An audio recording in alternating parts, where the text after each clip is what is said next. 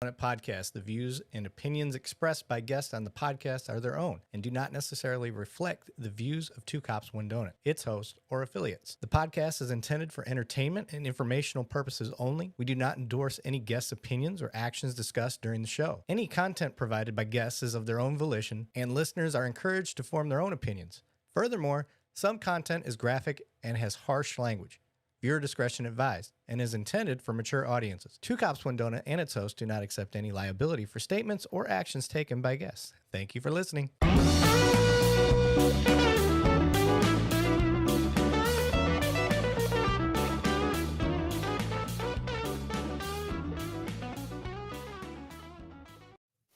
All right, welcome back to Cops One Donut. I am your host, Eric Levine, and with me, my co-host, Banning Sweatland. What's going on, brother?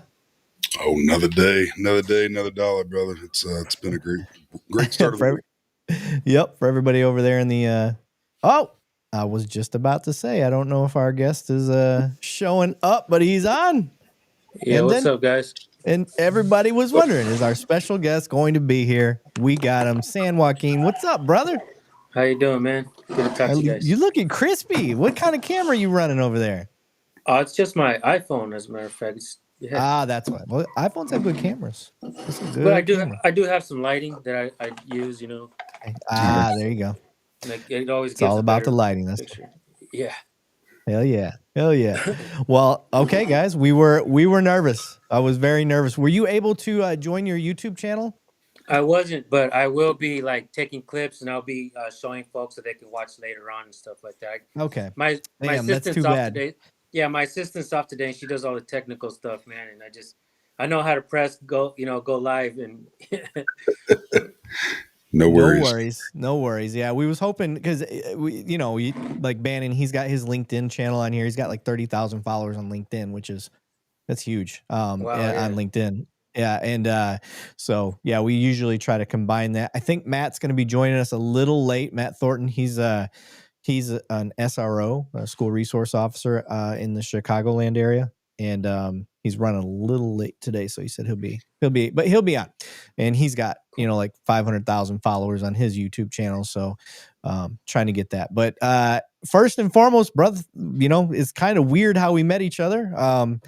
I shared one of your videos, kind of did a reaction to. I didn't know it was your video, and lo and behold, I ended up Matt, my buddy from the show, he's like, hey, you should give credit to San Joaquin on this. And I said, who the fuck is San Joaquin? And he's like, oh, bro, he's this, that. And he goes, I follow him.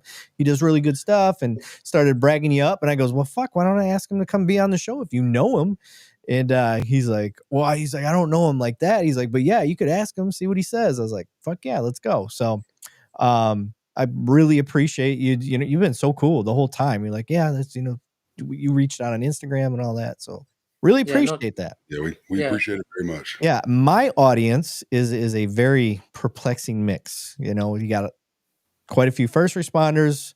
We got quite a few want to hold police accountable, because I'm a fence sitter when it comes to how people view me. Because I will call out cops when I see bad police work, like in your video. So I want to get down that rabbit hole, but first I just want people to know you, who you are, your background, and what led you to being on social media. So can you kind of give a little bit of your background, sir? Yeah, no doubt. So my name's David. I run the San Joaquin Valley Transparency YouTube channel. I started in 2017.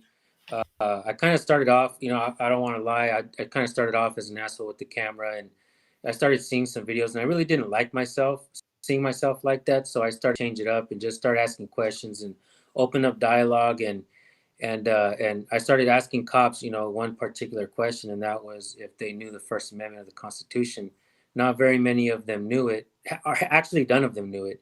And so I began to discover a pattern, and, I believed it was important to continue to highlight this, because I believe that cops not knowing it kind of puts them in danger and puts the people in danger as well. If a certain line is crossed, sometimes people will fight tooth and nail for those rights, and a lot of times people lose. And so I'm just like, I think it would be a safer place to be if we can, maybe discover this pattern that's kind of hiding in plain sight and just start putting it out there. I am, people have told me that I am one of the first wave of First Amendment auditors. I did start off, a while back, about 8 years ago, and soon after that, a community grew, and it was massive, and it's still growing. To this day, we have a lot of people recording and asking questions. So that's kind of what I started doing off. And I guess what got me involved was I live in Bakersfield, California, and there was a news segment that said that Kern County was, it had the highest numbers of police justified killings per capita. And I was like, damn, I have, 4 sons, and I don't want them growing up and getting killed, for pulling out their phone or something, and the police would get away with it. So I decided to get out there. I reached out to some channels and I started recording, and I started a channel. I didn't expect to grow. I didn't expect 100 subscribers, and this 8 years later, we've amassed a pretty large following, and I think it's probably because the way I decided to approach this, and a more of an educational way to do it, instead of just always being at bumping heads and stuff like that. So so it seems that the same thing that triggered how we do our stuff is the same thing that triggered how you do your stuff. Everything that I try to do, and if you guys are on here and you're like, who the fuck is this guy? San Joaquin Valley Transparency. This is his page. So people in the chat were already asking, like, where's this stuff at? So we will hook you up, brother. Our platform is your platform. Feel free. If you got books, whatever you have, if you want to plug it, if you want to plug your mom's flower shop or whatever she's got, I don't care. Do it. man.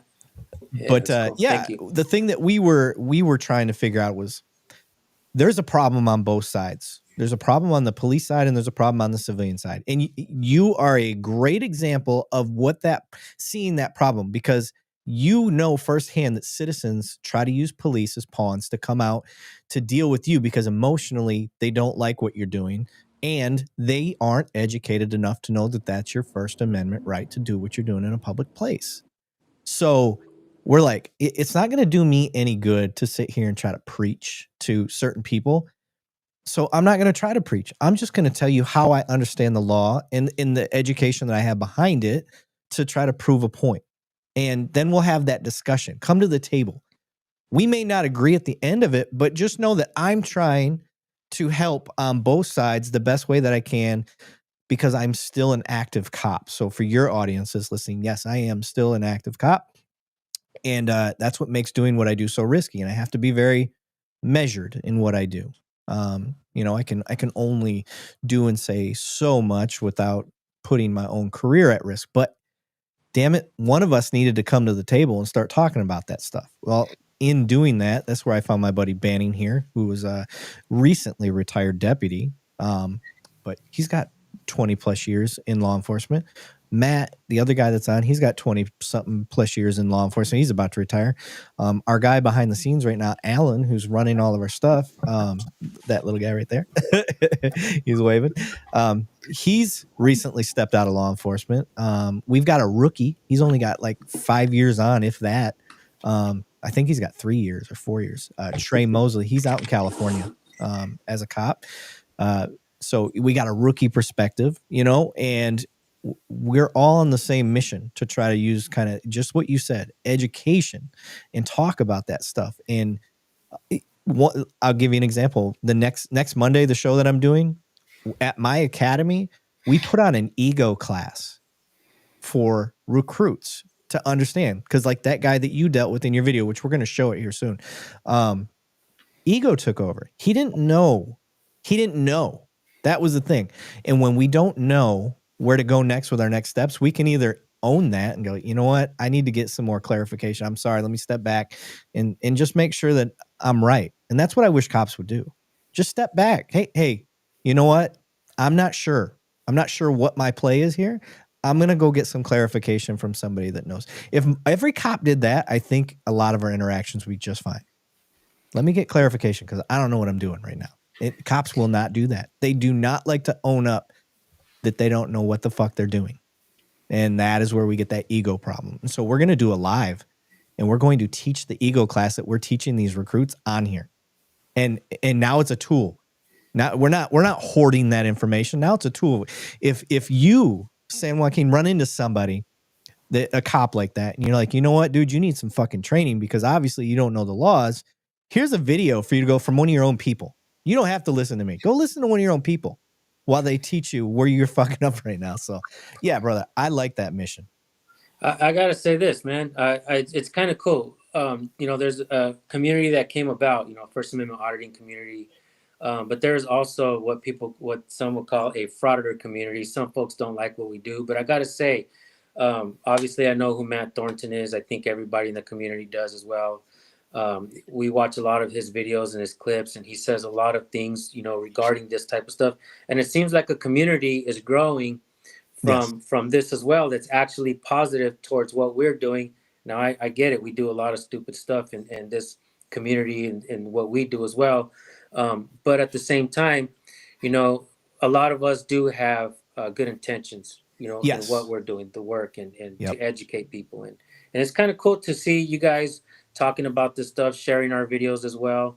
And I'm not gonna lie, when I seen my videos shared on your Instagram, I was like, that's awesome, man. I was like, that's cool, because I know you have a reach as well, and I'm like, your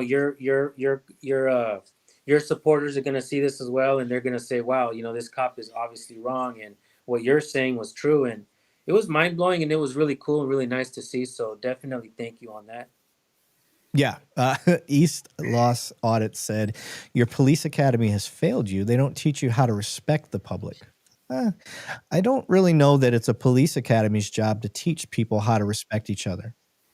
I think that's a mom and dad issue. If you're not respecting people out in the public, that's a you. Looks like we got Matty on. Matt just joined. Where's he at? He's trying to get his shit going. When you can, Alan, can you jump Matt into? There we go. Maybe. I know he's trying to connect. But I would say to that person that put that there he is. Look at this. Straight out of prison. Matt Thornton. What's up, buddy? Can you hear me? Yep. Yeah, tap your mic and make sure you're on your right. We gotta. Nope. Every time. Yeah, you sound like you're in an echo chamber. A cop in an echo chamber? What are the odds? How about now? There we go. Hey, sounding crispy. What's up, David? How you doing, brother? Good, man. Good to finally actually talk to you. Good. Hell yeah. See, I told you guys. 2 cops, 1 donut. Bridging gaps. Man, I gotta say, let me lead off, man. Like I remember you're the second auditor I ever saw. First one I ever saw was fascinating, was Phil Hernandez from was that High Desert? Yeah. And then you were the second. I just became obsessed. There's probably about 2017, 18, right around in there. Yeah, you're right. Yeah. Yeah, and ever since the common sense that this man has and how he does it now, it's actually really, really cool, man. I appreciate enjoy your stuff. Well, one of the things you missed him saying earlier, Matt, was that he owned up and said when he first started out, he didn't start out the right way, in the way that he probably wanted for what his true personality is. And being able to step back and recognize that and switch up your approach for what your mission is. I think that was because you do get caught up, and I've done it before too, where I'll make a video or something like that, and I'm like, oh, this will get a lot of people to watch, and I'm like, that's the wrong mindset. I need to go, what's my mission? Oh, it's education based. Okay, cool. Let me change this video back up, because you get caught up where you're trying to like, all right, let me get some more viewers on this to get more attention to what we're trying to do. Screw it. Just stick to the mission. If you stick to the mission, they'll come. You know what you do, like, that's so good, brother, is your summaries. It's so matter of fact, and so I don't know. Do you write those out ahead of time? I've been actually wanting to see how do you do that? I do write a lot. Sometimes it just comes off the top. Like when I'm actually watching a video, I just pause it, narrate into it. I'm thinking as I watch sometimes. But if I really want to work on a video and I really want it to like pop, I'll write my stuff into it, and I'll just talk about certain things. Like there's like along the way, I think I figured out certain types of things to say that'll make people really think. And I call those like little diamonds or gems, things that it takes a lot of pressure to actually find these, you know what I mean? And to create these. And one of the things that I say is like, what kind of American would I be if I needed permission to be free? Things like that. Or for instance, freedom should be the topic on every dinner table in America every single night. Like that kind of stuff is true. Like these are things that we're not talking about at the dinner table. We're not truly understanding what our rights are. The people don't seem to know it. I didn't know what the First Amendment was. My friends and family didn't know it. I didn't learn it from my mom. I didn't learn it from school. And even if I did, it just didn't resonate because it wasn't something that just I felt like I needed to implement or apply at the right time. I just thought, oh, cops are going to respect my rights. They're going to know what my rights are. They're not going to violate my rights. But there's a lot of things that we don't understand. A lot of times, whether it's under coercion or whether cops are trained to, give up your certain rights or just, comply or something like that. So I think it's taken a lot of time for me to actually truly find a way to approach this. And I got to say, man, I've actually talked to, cops that are on the force. There's a woman who I actually kind of cussed out when I first started, and she ended up working with me later on. She wrote a book about her department and how crooked it was after she left the department. So I've worked with a lot of current law enforcement officers or police officers that are retired. There was this one retired officer who wrote a book, and I helped him promote it and stuff. And he actually wrote the first book on First Amendment auditors. And yeah, man, it's been a journey. It's been an educational journey for myself. We did a record-breaking audit at the LAPD training facility at Elysian Park behind Dodger Stadium. And I know I've seen East Los Audits. He was on here. He's the one that made that comment earlier. But he was there with me. Rest in peace, Jay from J Serial Camera was there with me. My son, a couple of my sons were out there with me. I have 3 sons that actually have channels as well that go out and record sometimes with me and stuff as well. So nice. We did a record-breaking audit. This was a long time ago, and probably the most cops ever called. They lined up like if we were, protesting or rioting or something. And there was the chopper came out, and it was crazy, man. And but a supervisor came out, and he was like, "No, man, you guys are okay. You guys are good. Don't worry about it. I'm gonna talk to all of them, and I'm just gonna have them leave." And he did invite me to go speak at the LAPD training facility, maybe teach a class or something, but I don't think I was ready then. I've progressed along the way throughout the years, and since then I've spoken at a university.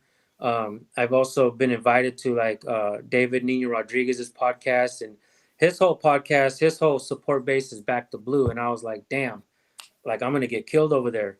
The first thing he opened up with, we back to Blue, I back to Blue, but I respect your work. And we ended up having an amazing, positive podcast. A lot of people in the chat were saying, bring this guy back on. He knows exactly what he's talking about. This is what this country needs right here. And, there's a lot of folks in your chat right now. I'll give some folks a quick shout out if you don't mind. Yeah. Joe Cool, Power, Inheritor of the People. Girl with the Camera, East Los Artists, The Angry Vet, and Made in America, The Ripple Effect, Every Camera Counts. We got a call as a personal friend of mine. Wrights Crispy, personal friend of mine. He's taking me to Florida and Pennsylvania. I've traveled with them to Colorado and stuff like that. And also the Pop Brothers at Law. They want to say thank you, Matt, for all your work. They love. I love them dudes too. Yep. They're tuned in right now. They're waiting for you to do a STFU thing with them. So, they asked you to do that. Yeah, so they're I have a really strong support base as well, and like I say, I think by you guys kind of building a community as well of actual current law enforcement officers or people that are in law enforcement or have been in law enforcement, that's amazing, because a lot of us do this for the right reasons. We have good intentions. We need to learn our rights. That's obviously, I think, something that we can all agree on. Everybody needs to know what their rights are, right? I think you hit the nail on the head on family and teaching and talking about that every day. But here's where so for all my cops listening, this is one thing that I do. I was never taught this, but if I have an opportunity to explain to somebody their rights while I'm out there, I do it. Like somebody that I literally caught somebody that's looking at an auditor down the street, because in my area where I'm at, you won't hear me say where I work on here. I can't do that. But where I work, auditors are pretty heavy, and somebody was pointing out an auditor, and I took that opportunity because they were pissed off about it. You know, it's Texas, and I'm like, that's a beautiful thing. Imagine being a part of a government or this country that's so free that we can hold our government accountable in such an amazing way without fear of retribution, you know, or retaliation. And I was like, that is a First Amendment right. They're allowed to do that. And they're like, they're allowed to do that. They can film right inside that business. I'm like, they're on a sidewalk. It's a public area. Anywhere from the public, your eyes can see, that camera can see, you can do that. I didn't treat them like an asshole. I'm like, you moron, you don't know your rights, or you know what, you're right. Yeah, that's bullshit. They shouldn't be doing that. I took it as an opportunity to educate. So just as you're saying that we should be talking about freedom all the time, I'm with you, brother. And something that we can do as police, because this is what the whole point of my show is, or our show, my bad, Matt and Banning, the whole point of our show is spreading that message and teaching people. It isn't to make you look bad. It's to educate. Now, sometimes you will look bad because of what you chose to do, but in your bad moment, you are going to teach a lot more cops, a lot more citizens about what their rights are or how to handle something better. So that's kind of the premise behind it. So I really like that you had that, that thought, that philosophy. But something we got some questions that we've all probably, I know Matt's probably got some questions for you too. Banning, my first question that I really want to know from you, brothers, you've been doing this since when? Since 2018, was that?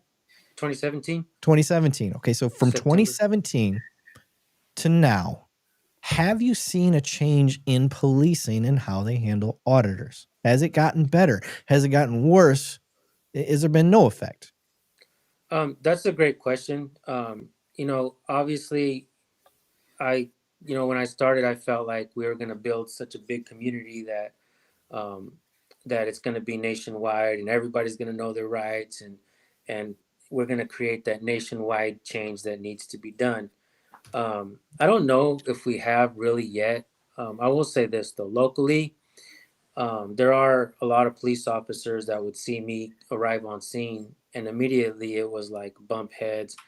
I'm going to arrest you, this and that, and so some of the same cops that I bumped heads with before actually see me now, and they're like, "Hey, David, how you been, man?" Shake my hand, and we have a pretty good, interaction. A lot of these cops that have been around me for a while that I go out and record, they don't try to bully me anymore. They don't try to tell me I can't record and stuff like that. They kind of go out of their way to just kind of say hi and stuff like that. And I think maybe a lot of them have maybe seen that I do have good intentions along the way, and they know they're not going to win against, not me, because I'm only one of the people. They're not going to win against the Constitution. They're not going to win against the First Amendment.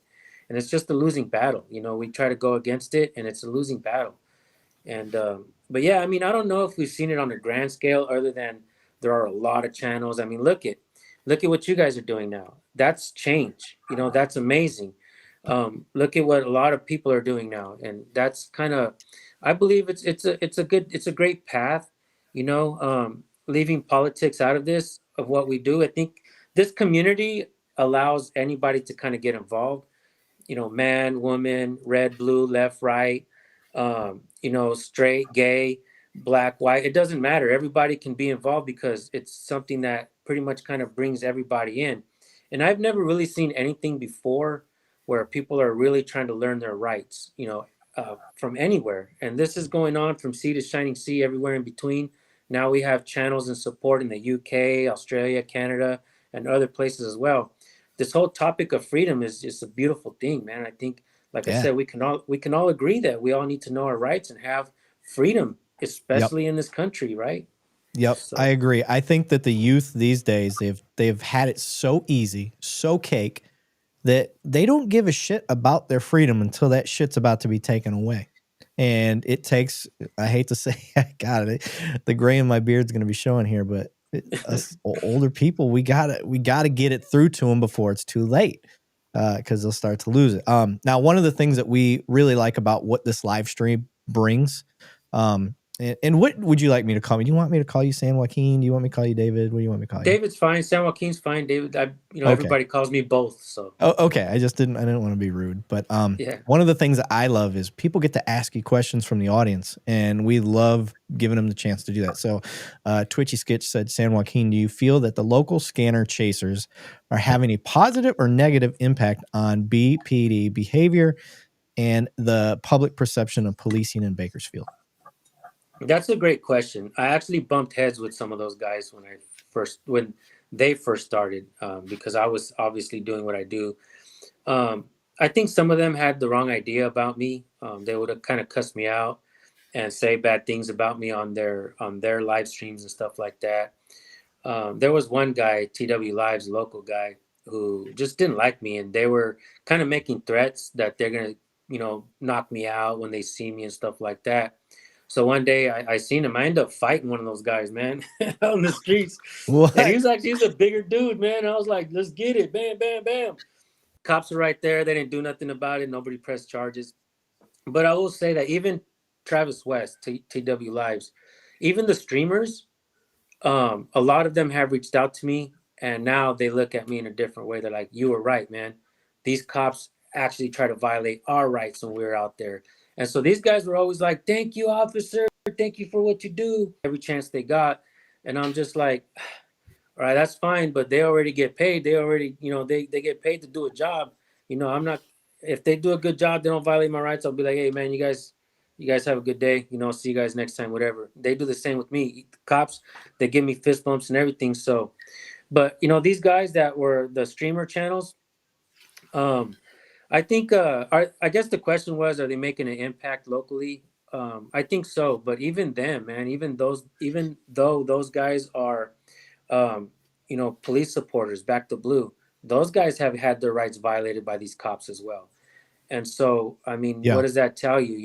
They kind of changed their mindset about me as well. And more than half of them, there's probably like 10 streamers out here. More than half of them have reached out to me, and, they say, hey, we got no beef with you anymore, and this and that, and you were right. You're right about how you approach this, and what you say and your stuff. And so, yeah, man, I mean.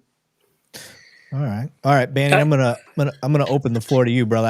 I try to get everybody their piece of the pie. You know what I mean? My whole thing is just a couple of statements. First of all, thank you very much for coming on to our show. Just like Eric and Matt said, it's our pleasure for you to join us. I believe this truly brings more of the community together.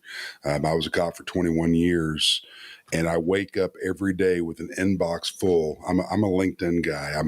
I can't even log into my Facebook anymore, so I rely on LinkedIn, and I'm connected to cops, and it's a melting pot. I'm connected to about every profession you can think about. But why are we, this is more of a statement again, it's not a question. Why are we sitting in 2025? And I'm sorry, but why are these videos still existing? Why is not the training coming across? Here we are in 2025. I just retired a year ago. Why am I still seeing the videos? And it's such a tarnish on a career that I love and respect, and I push for every single day because I know the good ones out there. I see so much good. And then when I see the things that you've gone through Sean Paul Reyes and all the guys that we've met in our journey of doing this, of what y'all have had to endure, it angers my blood. And I know it angers Eric, and we all know it angers Matt, and that's why he's got such a big voice on it. I'm working on it. I'm learning edits and stuff, but we're just learning. Yep. Me and Banning, we're rookies in this whole auditor world. It just we've been calling it out for the last 3-4 years. Yep. But I didn't know, because here's the problem. And just like with your video, the video that I got of you wasn't from you. Somebody else that shared it. And that's where I got it from. So I never know who the actual person is. And I don't, but somebody hears your voice in our audience, and they're like, oh, that's such and such. Matt did it for this one. Matt literally sent me a message, and he's like, that's San Joaquin. Like, give him credit. I goes, I don't know who the fuck that is, dude. So I'm, Matt's, he's our sensei on some of this stuff. So he's like, oh, that's the such and such. I'm like, oh, okay. So I check out your page. You had reached out on Instagram, so I saw that, and everything fell together. But like kind of what Banning's saying, like we're 2025, we get angry. I was fighting mad when I seen you get put in them handcuffs, man. That was so ridiculous, so embarrassing, so disgusting. I can't even describe it. I want to break. I want to put my foot through my computer watching that. Yeah. It's very frustrating when, especially me, these guys will tell you, I'm the optimistic guy. I'm the dumbass that has rose-colored glasses, no matter what it is. I'm always trying to see the good side of things, or like, I think I can make it better. Maybe that's my fatal flaw, but I truly believe I can. I see a video like yours, I'm like, all right, we can make this better. Let me get a hold of this guy. Let's get him on. And I may not be able to fix the problem. I'm totally aware I'm not going to fix the problem. But if we get one cop to see what we're talking about and go, oh, fuck, I didn't think about it like that. Bang. We made a difference to somebody that cop impacts later on down the line. It's not going to get everybody. And I get that. But like a lot of your people on here, they don't know us. I don't expect them to know us. They probably know Matt. Everybody knows Matt. That's why we love Matt. But it does us no good if Matt's the only one putting the fight up. Now we got about 5 of us putting the fight out. So and we're gaining more and more ground. I had a lot of cops that have reached out and have been like, all right, I kind of thought you were doing it this way, just like with you all. They all think they call you frauditors and that you're out there just to get the clicks and the likes. I'm like, no, there's some people out there that just truly believe in freedom and in their constitutional rights. And how else are you going to know that? Again, this is what I say. This is a beautiful country when citizens can take it upon themselves to do checks and balances. Right. And, it's like I was saying, man, it's a beautiful thing. It's so wonderful to see a kind of a community growing out of this, what you guys are doing. Yeah. I know Matt has been leading the way on this as well. It's kind of badass. We need you guys as well. This country needs you guys as well.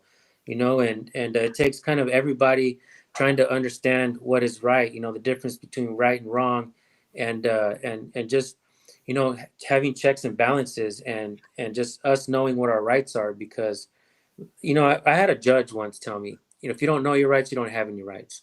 Mm-hmm. And so that's kind of important. And a lot of us don't know our rights. So what does that mean?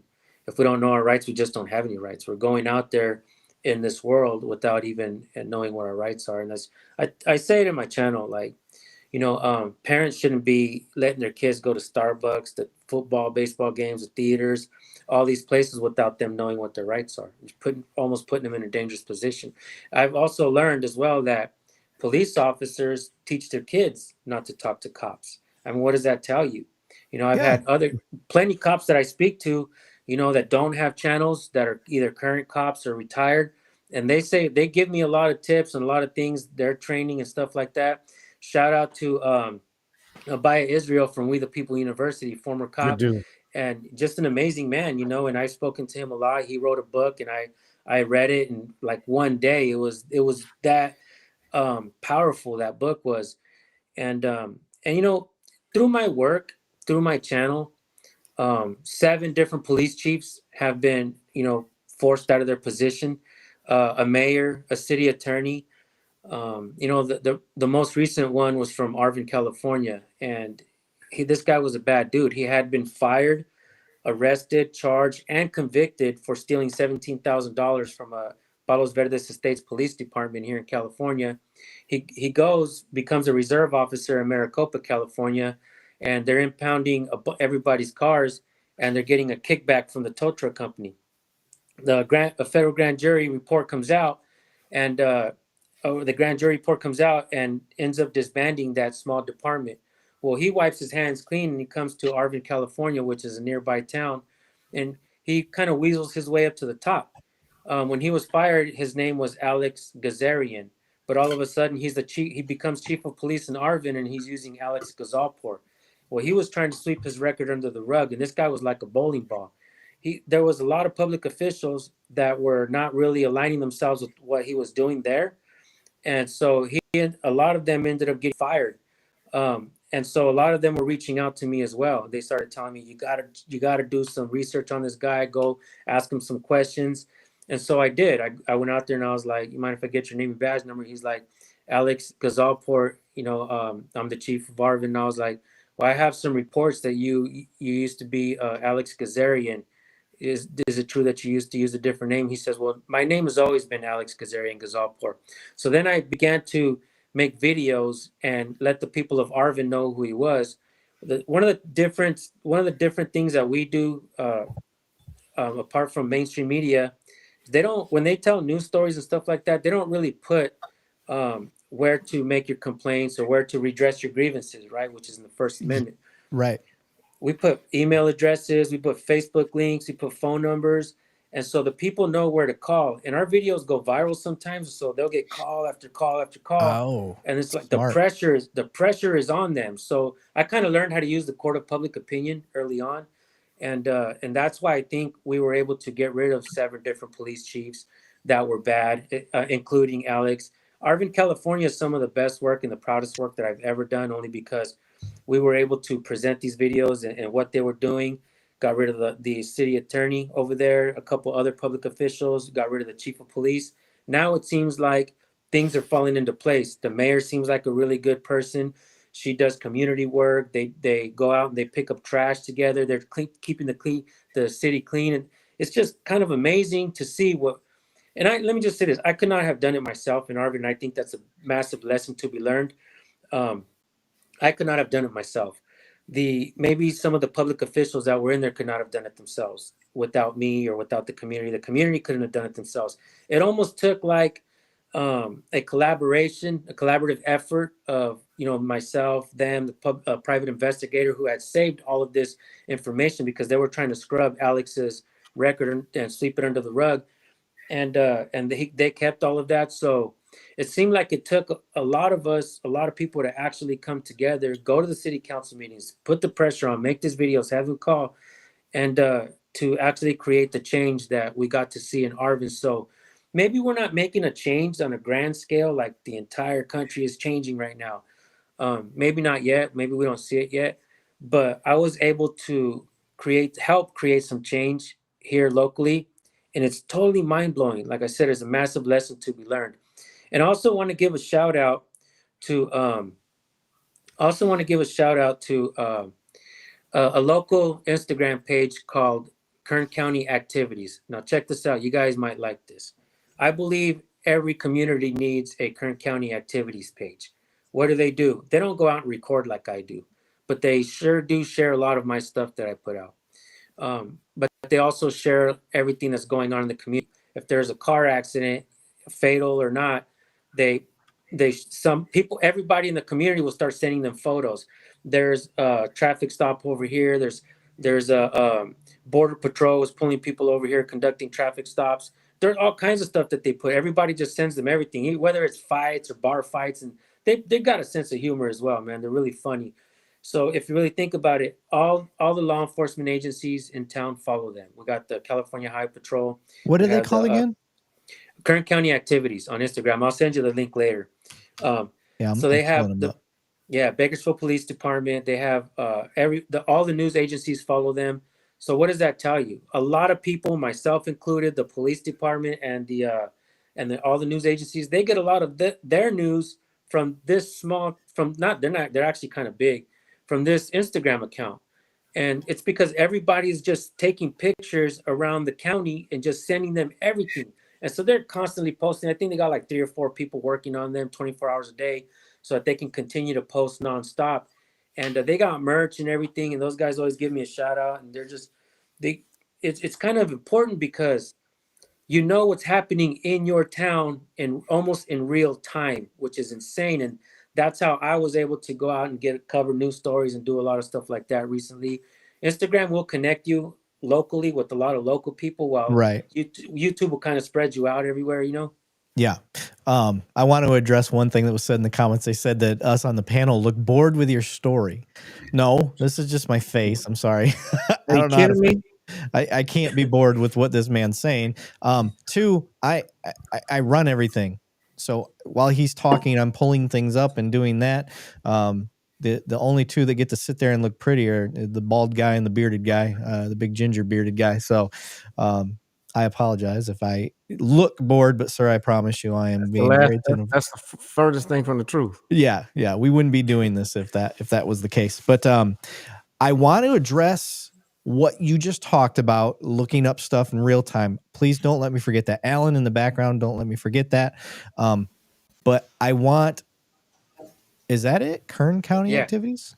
Let me see. How many followers do they got? That might not be them. It looks like 12. Yeah, that's not them.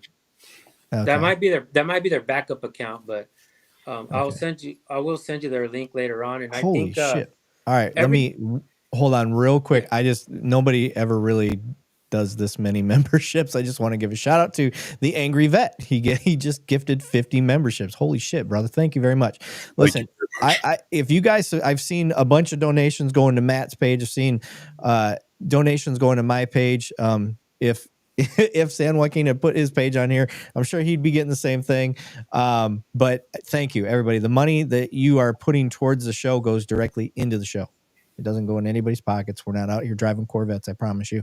I got a 2019 truck that I'm about to have paid off in December. I'm super excited. So it's the first vehicle I've ever paid off. But your money's not going towards that. It's for the YouTube premium, so you don't have to watch ads and shit when we share videos and all that good stuff. So thank you very much. But the point that I was getting to is before the Angry Vet bestowed upon us that gift, thank you, sir, is I want to show your video, what got us going, because I want to hear that story as well. So I'm going to share this. Angry Vet also said, because the troll hate when I spend money on other people's channels. That is, you know what? I like a spiteful man sometimes. That's awesome. Stick it to him, Angry Vet. Angry Vet, just so you know, I am currently still in the military. I'm in the, well, I'll give air quotes so Banning doesn't freak out. I'm Air Force, so I'm quasi-military. He was in the real military. I am still in. I'm a military cop. I'm an Air Force cop.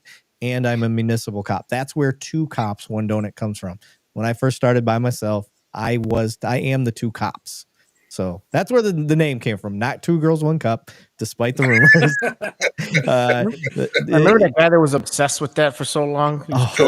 Yes. Oh my gosh. Yes. The thing was, one of my favorite podcasts was Two Bears, One Cave with Bert Kreischer and Tom Segura.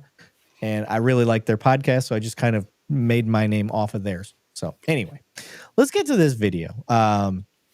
And Bearded Tim just received look at that. Our mod got an account. Nice. Let me make that go away. There you go. And let's play. The subject's now out here filming me. First off, you can turn off your camera. It's against the law for you to film an officer. Okay? No, it's not. Yes, it is. What's the First I'm Amendment? not going to discuss it with freedom you. Of press, you need to get freedom into of religion, car. freedom of assembly, Okay, freedom you have of no right petition. to follow me, and it's against the law. You're driving recklessly. You can call my chief, and you can call the police department, and you can file a complaint. You're more than you know. That's why I need your name and badge number. It's right so here. I can file the complaint. It's right here, and that's my card number. Take it and leave, or I'm going to arrest I'll wait you. for your backup. I'm telling you right now, it's against the law for you to be filming an officer. It's in the penal code. So if you want to discuss it's against the law. I'm going to stop it right there for now because I know Matt's going to lose his shit. Matt, you haven't said a whole lot now, buddy. I'm going to let you have your time to shine. It's just so preposterous to me. Like only way I can equate it is if a professional football player went to his coach and said, how many innings are in this football game? It makes no sense whatsoever at any time. Filming the police is against the law. Like that's just, I didn't even know. I didn't think. I was waiting for cameras to come out that this was a practical joke or something. Right. Yeah, and I think that was when I saw that part right away, I was like, "What in the actual fuck?" And I look, I'm not gonna lie, guys. I'm looking at the video, and Matt, maybe you were doing the same thing. I'm like, "What year was this video made?" That's what I was trying to figure out. What year was this video made? And I'm trying to see. This must be an old video. And when I start trying to do research, I can't find shit on it. I'm like, oh no. When you can't find anything, that means it's pretty new.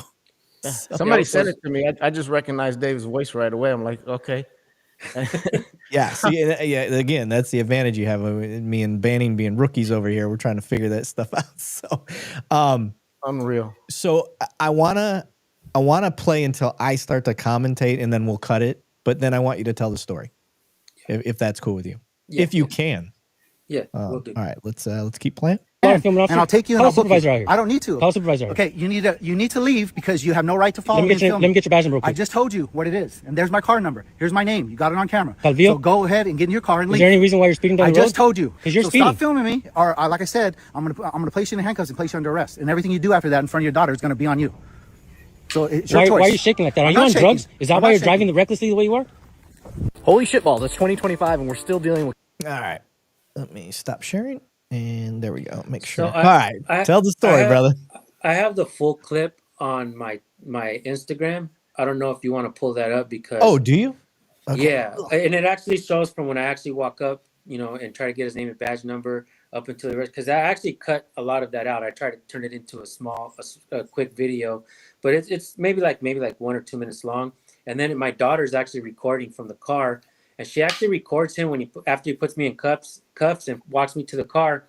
And after I'm in cuffs, he lifts my right arm as much as high up as possible. And then I told him, dude, stop hurting. You're hurting me. Stop. And he's like, I don't care. And he puts me in the car with my arm up like that. He even grabs my elbow and he puts me in the car like that. And okay, I think I got it. Let me. You tell me if this is the right one, sir. Is that right? I can go back.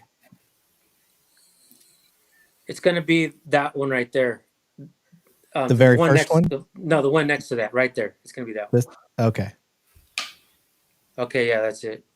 Okay. So I do talk. I kind of introduce it, but you can maybe fast forward it to where the actual incident starts. I don't have the ability to fast forward on the incident. You recognize this high school district officer right here? And parents, if you have a student in the current high school district, this video is for you. And if you're a student in the current high school district where there's police on campus, this video is for you as well. And make sure you share this far and wide all over the campuses. So if you recognize this officer, please let us know. If you have any stories that involve him, we want to know about it. His last name is Calvillo. He does have a twin brother, so make sure if you have a story regarding this guy, make sure it's the right one. This guy recently illegally arrested me, stuffed me in the back of the cruiser, only to be let go by the supervisors because I did nothing illegal. Sometimes I put myself on the line to keep the public safe from bad cops, but this time it was an actual school police officer. Everything that happened is explained in this video. Make sure you guys follow our YouTube channel, San Joaquin Valley Transparency, where we post local cops getting educated by yours truly. Let's go ahead and get right to it, folks.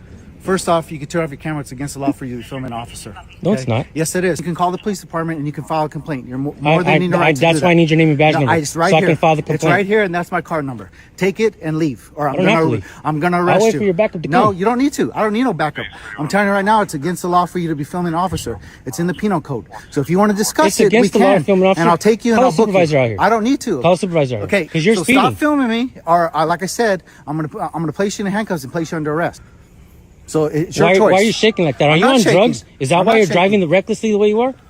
All right, folks, as promised, here's the San Joaquin arrest video. And I do have an update at the end, so stick around. I think you're going to be happy. It all started when this high school district police officer, Calvillo, decided the road was his own personal speedway. This dude thought he was Dom Toretto in Fast and the Furious. Let me rewind to a day before where a different cop scared the ever-living shit out of my daughter, who's a student driver, trying to get some experience at the Valley Plaza Mall parking lot in Bakersfield, California. I have a short video on my channel of me complaining to a supervisor about it. She was really nice, but I don't have video proof of that one, so I'm not sure what she or anybody can do on a personal level as far as complaints go. But at least the department is on notice. So the very next day, I pick up my daughter from school. This time I'm driving down Golden State Avenue, and Officer Calvillo, aka Lightning McQueen, speeds by like a bat out of hell. So I begin to follow him, trying to keep up. He makes a couple turns without signaling and also stops the car at a light across the line. Now, these are all traffic infractions that pull a lot of money out of our wallets, purses, and bank accounts when we get caught. They say that in order to keep the people on the road safe, they have to ticket us. When police speed through our streets without lights and sirens, they're not just breaking policy. They're gambling with our lives and theirs. In the last decade alone, multiple people in Bakersfield have been killed in collisions involving police vehicles that were either responding without warning signals or driving at high speeds. Victims like Brandon Flores, Mario Lares, Ignacio Hernandez, Cristo Reynaga, and Edgar Rodriguez never had a chance to react because there was no visual or audio warning that a patrol car was approaching at dangerous speeds. This isn't about blaming every single officer, but about recognizing a pattern. When emergency lights and sirens aren't used the way they're supposed to be, civilians pay the price. These tragedies prove what should be obvious. Speed becomes deadly when the public isn't alerted, and failing to activate lights and sirens turns a routine response into a fatal surprise. It's not just unsafe, it's unacceptable. Now, Dom Toretto Calvillo was just in a hurry to eat some Taco Bell or some shit. We don't know. I'm guessing he was on his lunch. That was his emergency. And maybe I wouldn't be so disappointed or upset if my daughter hadn't been cut off by 2 cops the day before, leaving her with an accelerated heartbeat and a fear that a cop could have crashed into her. She hasn't really wanted to drive much since. So Calvillo turns into a residential area and parks his cruiser. Excuse me, our cruiser. Those cars belong to the taxpayers. He immediately gets agitated and angry, and the threats begin. This is where the video starts. Check this out. I'll see you at the end of the video with an update to what's happening right now. Oh, I'm going to pause this real quick, and we'll address this. Let me switch over here. Do any of you actually take anything Sanjay says seriously? It's like watching a fish out of water. Yeah, I do. Mm-hmm. If what he had to say was factually incorrect, not reasonable, and illogical, then I would call him out and say, what you're saying doesn't make sense. It's not the law and all of that. But he doesn't say that. So I don't know what point you're trying to make, Brian Chubb, but yes, I do take what he has to say seriously because it's factually correct, it's logical, and it makes sense. So yeah, I do. Anyway, back to the video. Thank you.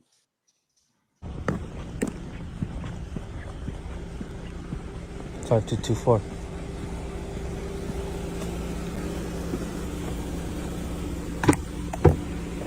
Turn your camera off, or I'm not going to talk. No. Let me get your name and badge number. Let me get your name. Yes, I can. Let me get your name and badge number.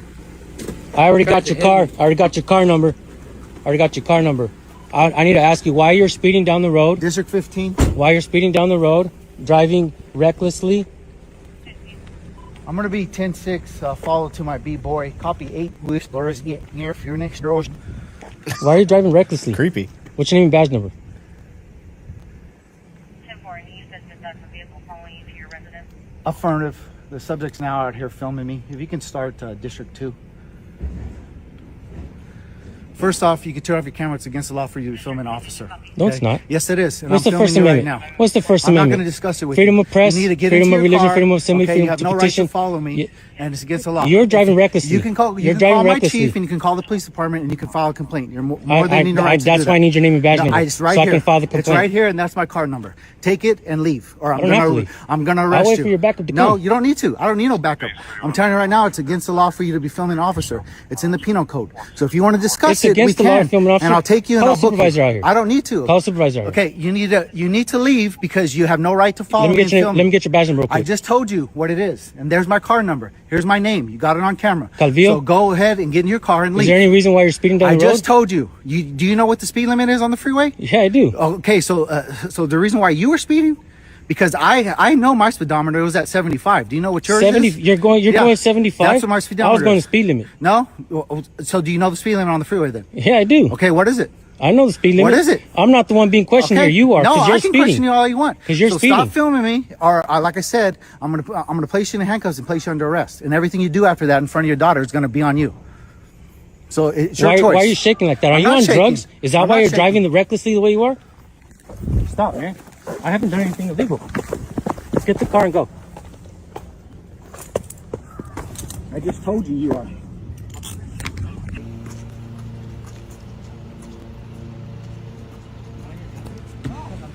I gave you multiple opportunities.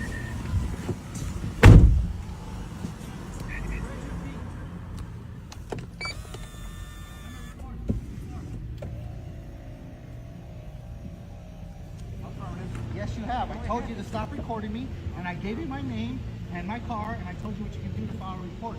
I'm not going to debate it with you out in front of my residence. You have no right to follow me. That's a good ass mic. What the hell is she using? Just her iPhone. God damn. I'm like, as soon as she put that out there, I could hear everything. Yeah. Okay. I'm watching the arm. I don't follow you. How am I supposed to know this is your residence? I just told you it was. multiple times, and that's when I asked you to give I'm me a car. I'm not at your residence. I'm in the street anymore. No, I'm in a public property, dude. And you're fucking hurting. Stop. I don't care. You don't care? Stop doing that. Nobody's hurting.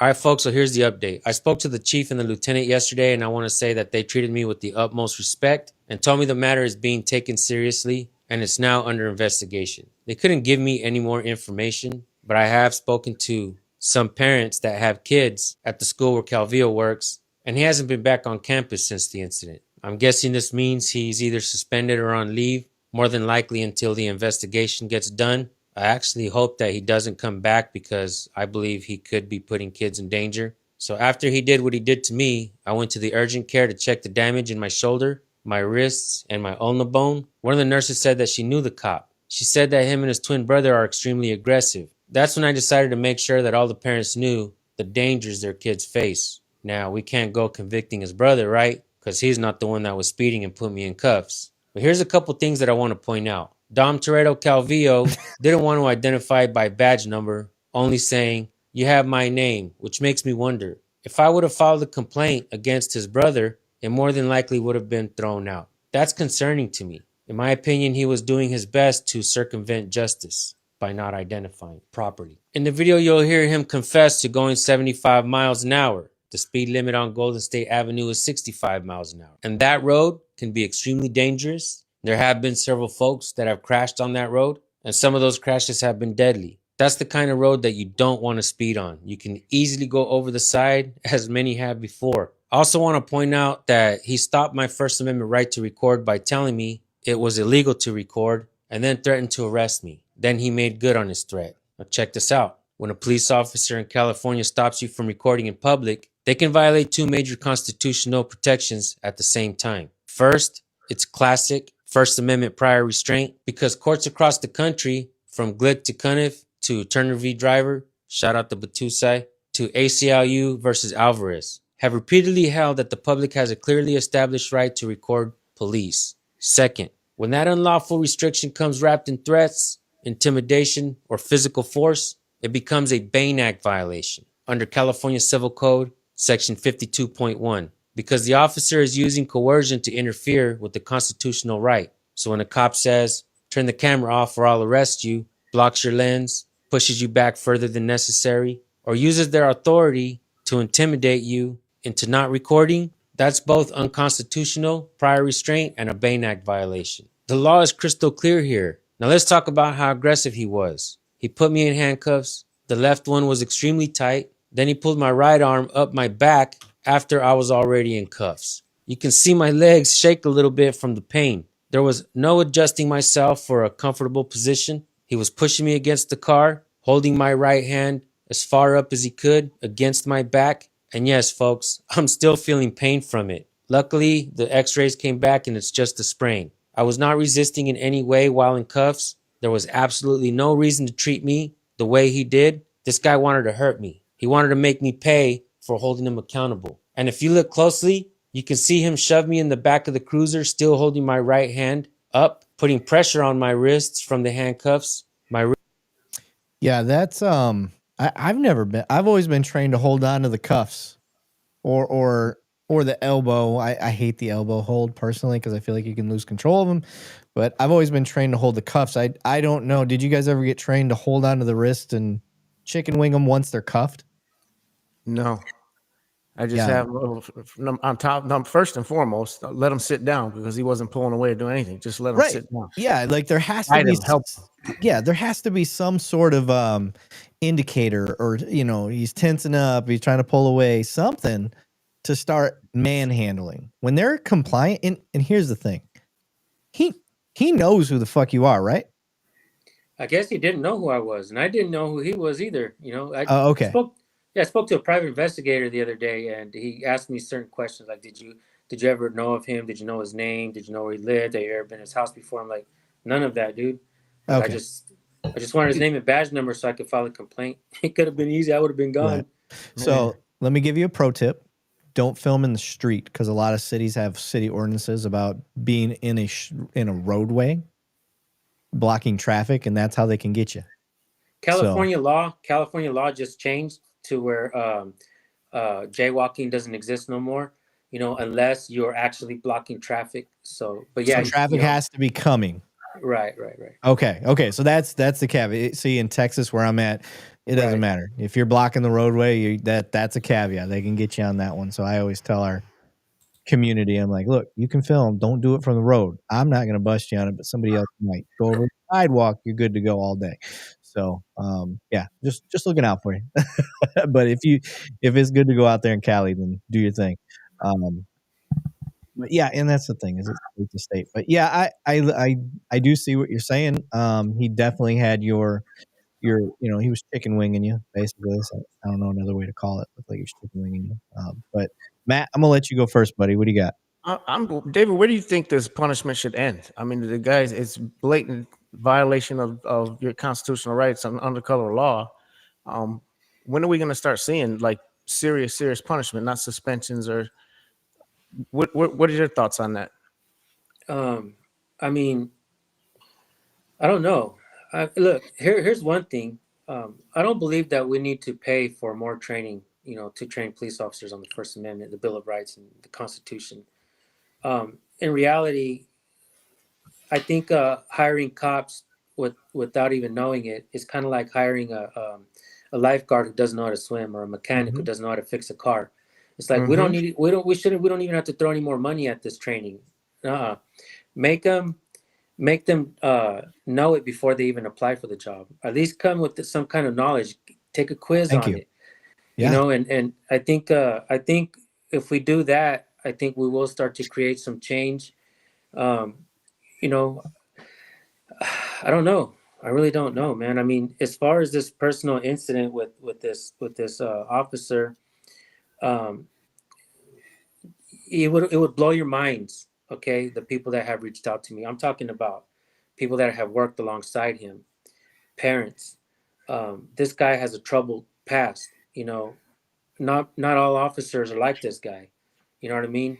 Some will just say, "Hey, man, you're recording. Oh, was I speeding, man? My bad." And I'll slow it down. I'll keep it. But this guy, he just took it to the extreme, and this guy has been violent for a long time. I have a recent video that was sent to me of him slamming like a 14-year-old special needs kid. And from my understanding, there's been coworkers that I've tried to talk to him and say, "Hey, you don't have to be that aggressive." And he's more along the lines of, "Don't you ever undermine me," and stuff like that. And he's extremely problematic. And I didn't expect any of that to happen. But even when I was in handcuffs, I wasn't nervous. I wasn't, stressed out. I can't wait for the body cam footage, after the investigation is over, because when he opened the door, I was telling him, like, dude, you have no idea, what you got yourself into, bro. Like, this is what I do. I record police and I ask questions, and yeah. So. You did it masterfully. Because like you said, you didn't get disrespectful. You just stuck to the norm, which was great. There was a question that got popped up there. I wanted to address it.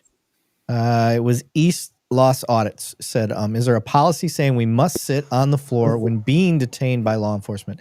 I believe that there was a Supreme Court ruling, and I don't know it off the top of my head, and I am not a lawyer, but I vaguely remember some training saying as long as it's not an unreasonable request during a lawful detainment, then yes, they can ask you to do that, or they can make you do that.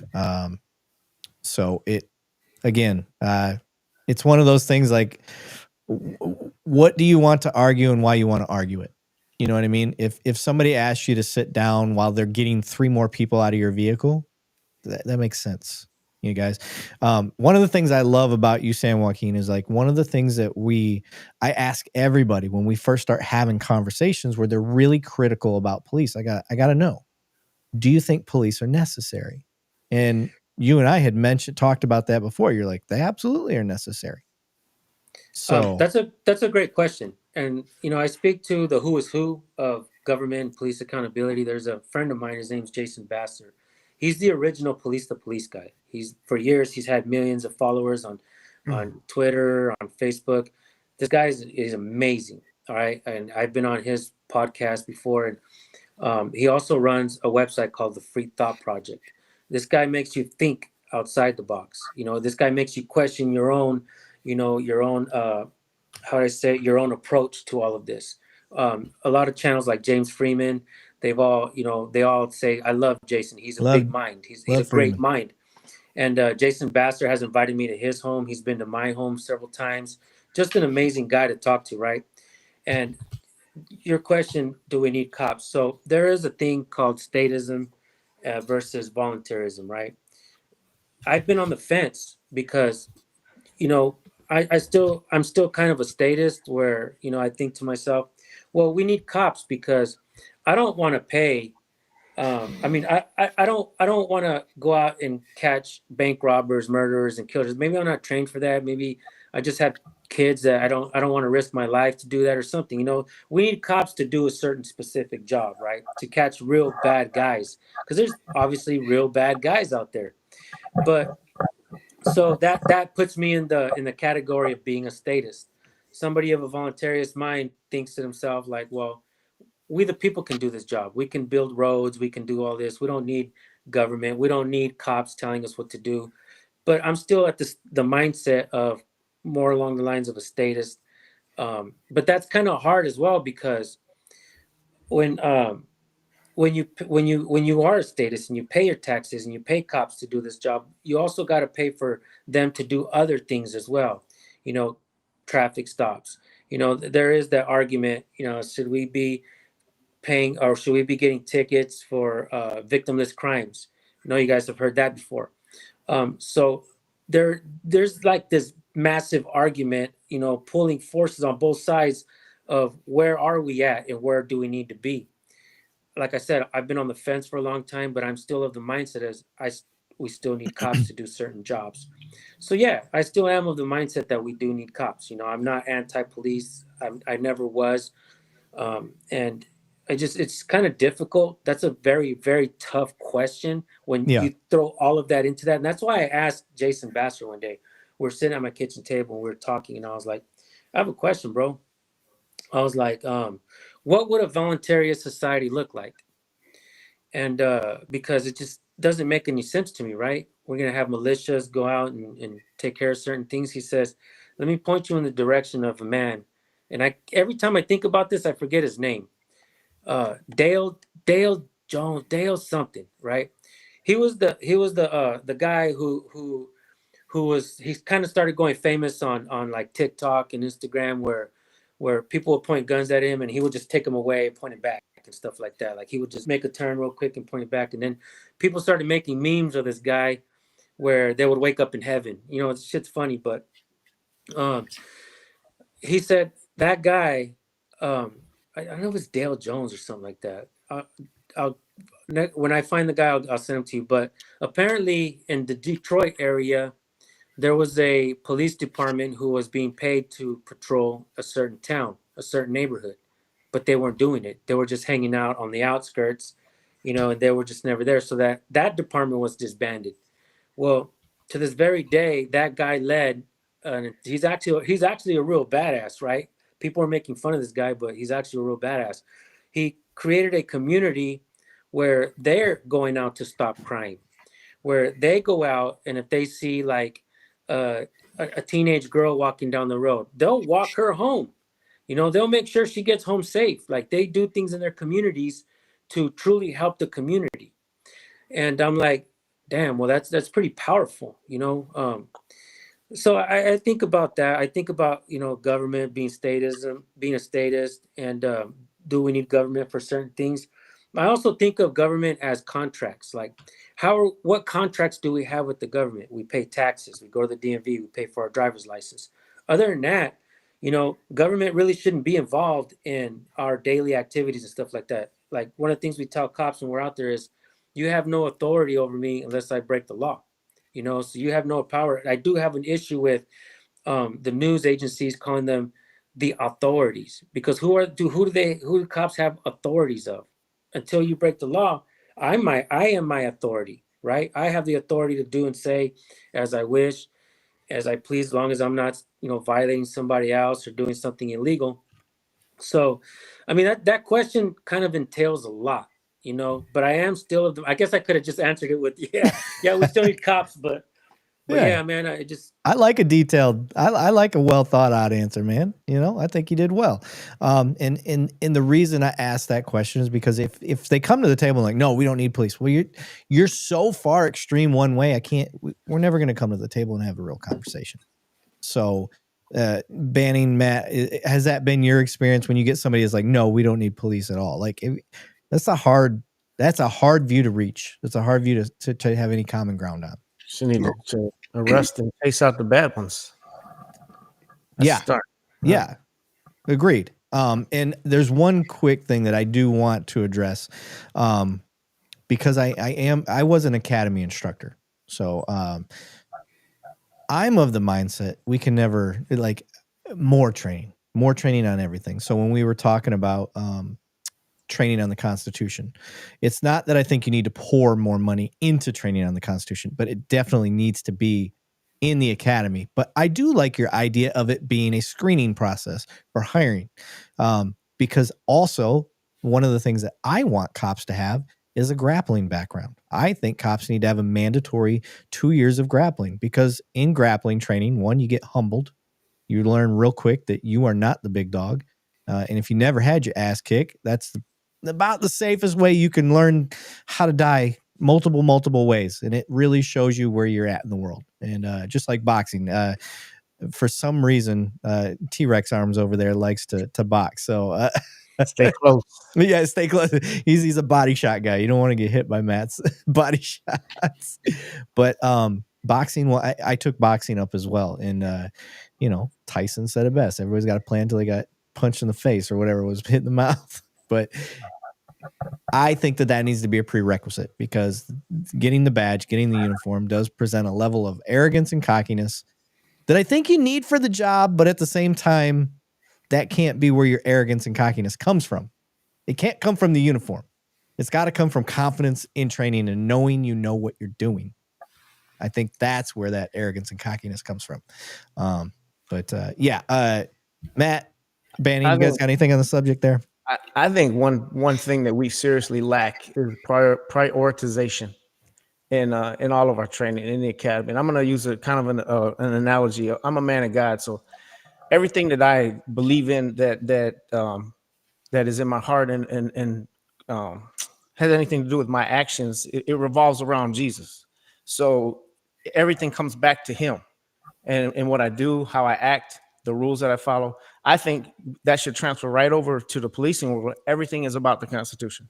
Like, that's where everything comes back to.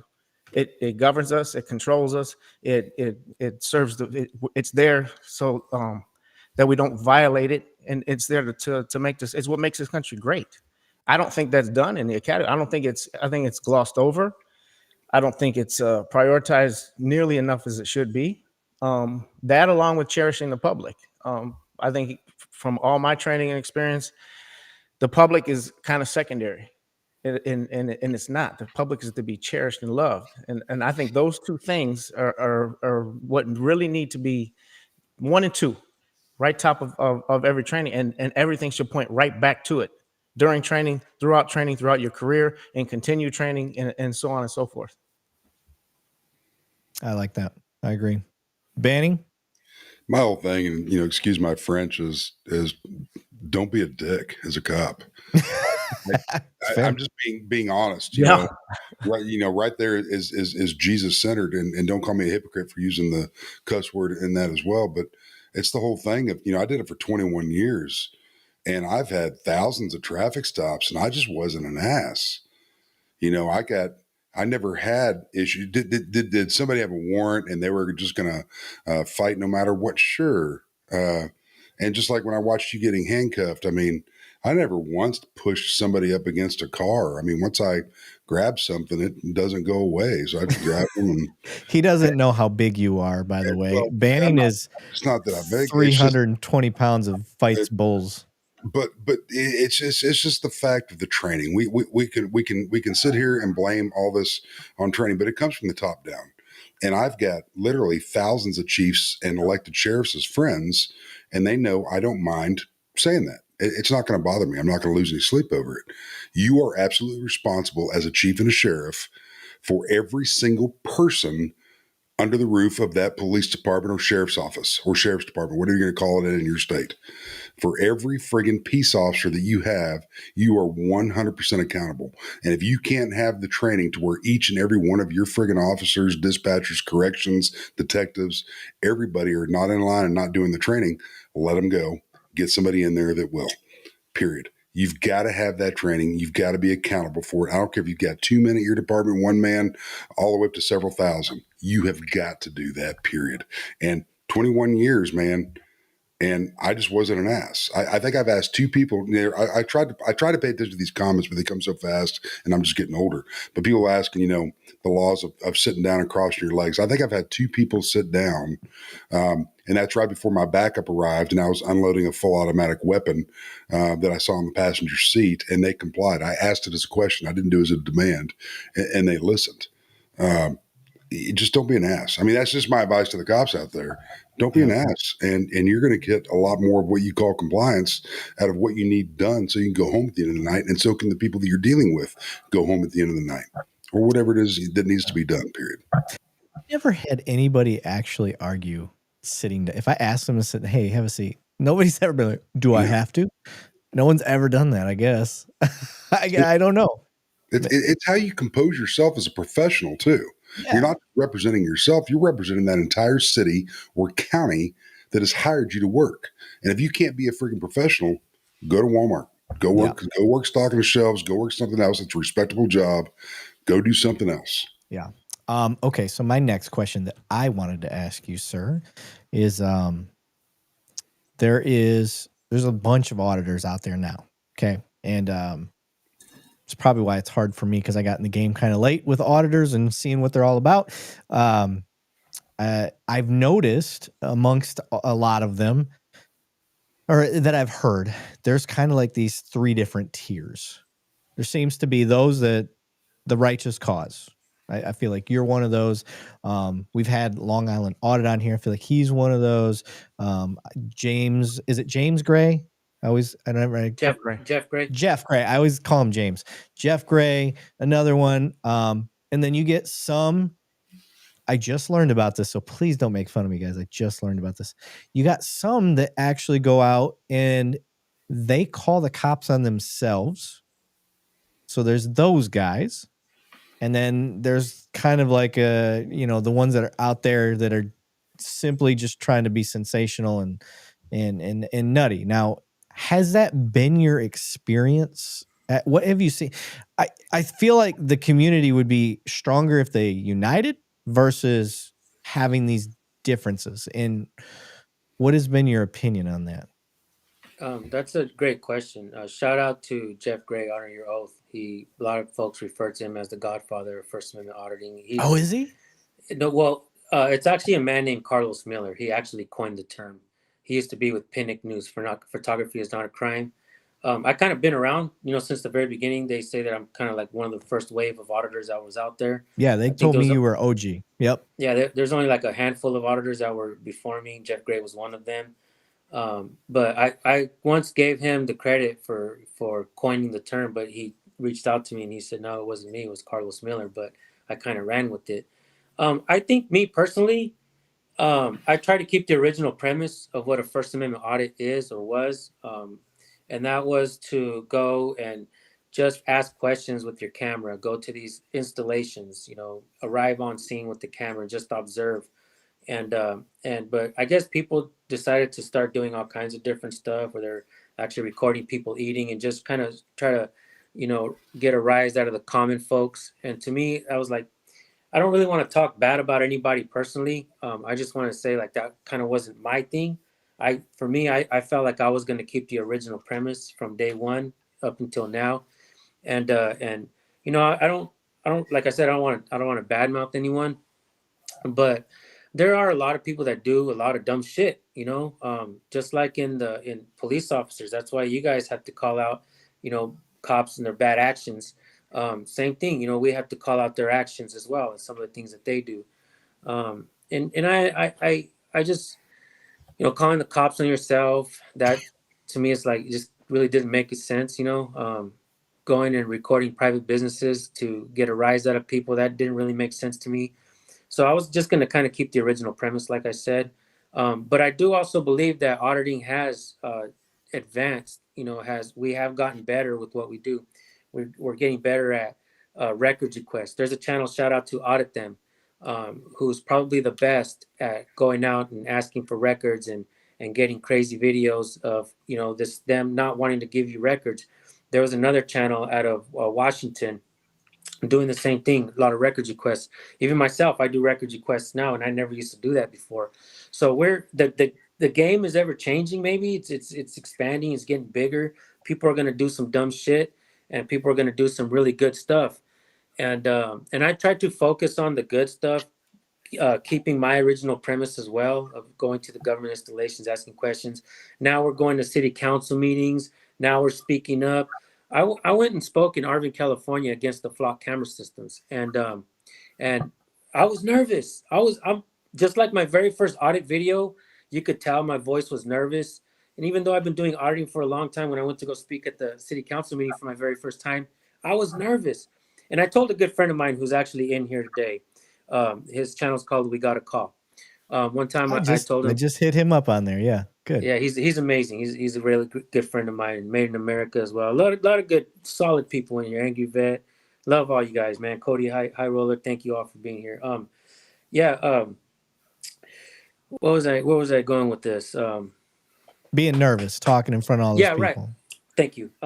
I said, in my first video, I was a coward, bro. You can tell. And he was like, no. He's all, a coward is when you're afraid to do something and you don't do it. He's all, that was bravery. He's all, you were afraid and you still did it. And okay, we all get better at it. I've spoken at a city council meeting after that, and I wasn't, as nervous. But, the more we practice these things, the less nervous we become, the braver we become, and the better we get at it. Even myself, I've done a lot of dumb shit along the way. There's videos out there that are now private because it's embarrassing. I don't like seeing myself like that. So I try to improve along the way and just try to keep the original premise. Yeah, I don't know if that answers your question. I mean, yeah, no, that's great. That's great. Yeah, because I actually got some of these questions I've been asking you from people in our community that they love you guys. They love everything that you guys do, and they've, Mr. Billfold's one of them. I got like most of the stuff that I'm asking you tonight is mostly from him because I love using my audience because they have a perspective that me, Matt, and Banning can't have. We're inside of law enforcement. It's going to be very hard for us to have the mindset of somebody outside of law enforcement. Yeah, we have opinions that are against the norm, but if we're going to be honest with ourselves, we're cops. And our mind, the way we think of things is always going to be slightly different. And I want people that are outside of law enforcement, I want them to keep me humble, to keep me even keel. I grew up in Flint, Michigan. I didn't tell you this, but it's not very it's not famously known for being pro cop. We'll just put it that way. Don't drink the water. And Flint it's a hard area. So shout out to all my Flintstone thugs out there. Dayton family, what's up? But yeah, it's one of those things that I want to get these types of questions from people that really want to know that aren't cops. So a lot of stuff we're asking is from them. And you're definitely hitting the nail on the head. So I didn't want to put you in an awkward position either with your fellow auditors and stuff like that. But somebody had mentioned earlier that even the bad ones, I'll put that in air quotes, even the bad ones are still flexing their First Amendment rights. And that's correct. So I want to make it clear kind of how my position is. There's auditors that drive me up the fucking wall. I'm like, I don't like the way you do it. I hate it. But goddamn, is it a beautiful thing to watch because you get to do it. So that is, again, I'm an optimistic person. That's just how I'm wired. I'm stupid that way. It is a fatal flaw of mine. I know it. But that if I were to look at anybody that gets irritated and mad about First Amendment auditors and gets upset and calls them frauders, like try to do that in another country. Try to do that anywhere else. and they'll rip it. And that is why one of the things I do on my channel, and if you did any research, you may see some videos where it says, so you think cops do it better in other countries? Because that's often the thing that gets put on us. Well, you should be like Japan cops because they all have black belts in judo. You should do it like these cops because they don't carry guns and da da da da da da. And I'm like, yeah, but there's things that they do and don't do that you're not aware of. There's a lot of freedoms that you have over here that if you tried that there, just saying something on social media could get you put in jail. So yes, there are better things that they do. That doesn't mean they're better cops across the whole. We got work to do here. Don't get me wrong. And I'm not trying to say we don't. I wouldn't call out bad cops if we had nothing to do. But I think one of the ways we bridge the gap with guys like you is, one, we do this. How often do cops do this? They don't. We need to be working together because I think what you do and the way you do it is a beautiful thing. And First Amendment auditors has firsthand affected my career because I seen the training change. I saw that because where I'm at, our training is like, we're very progressive. We're way ahead of the curve on a lot of things. They saw this coming and they were like, we need to address it now before it becomes a thing here. And we did. And I'm glad they did because I would have failed it. I don't know if you would have failed it, Matt.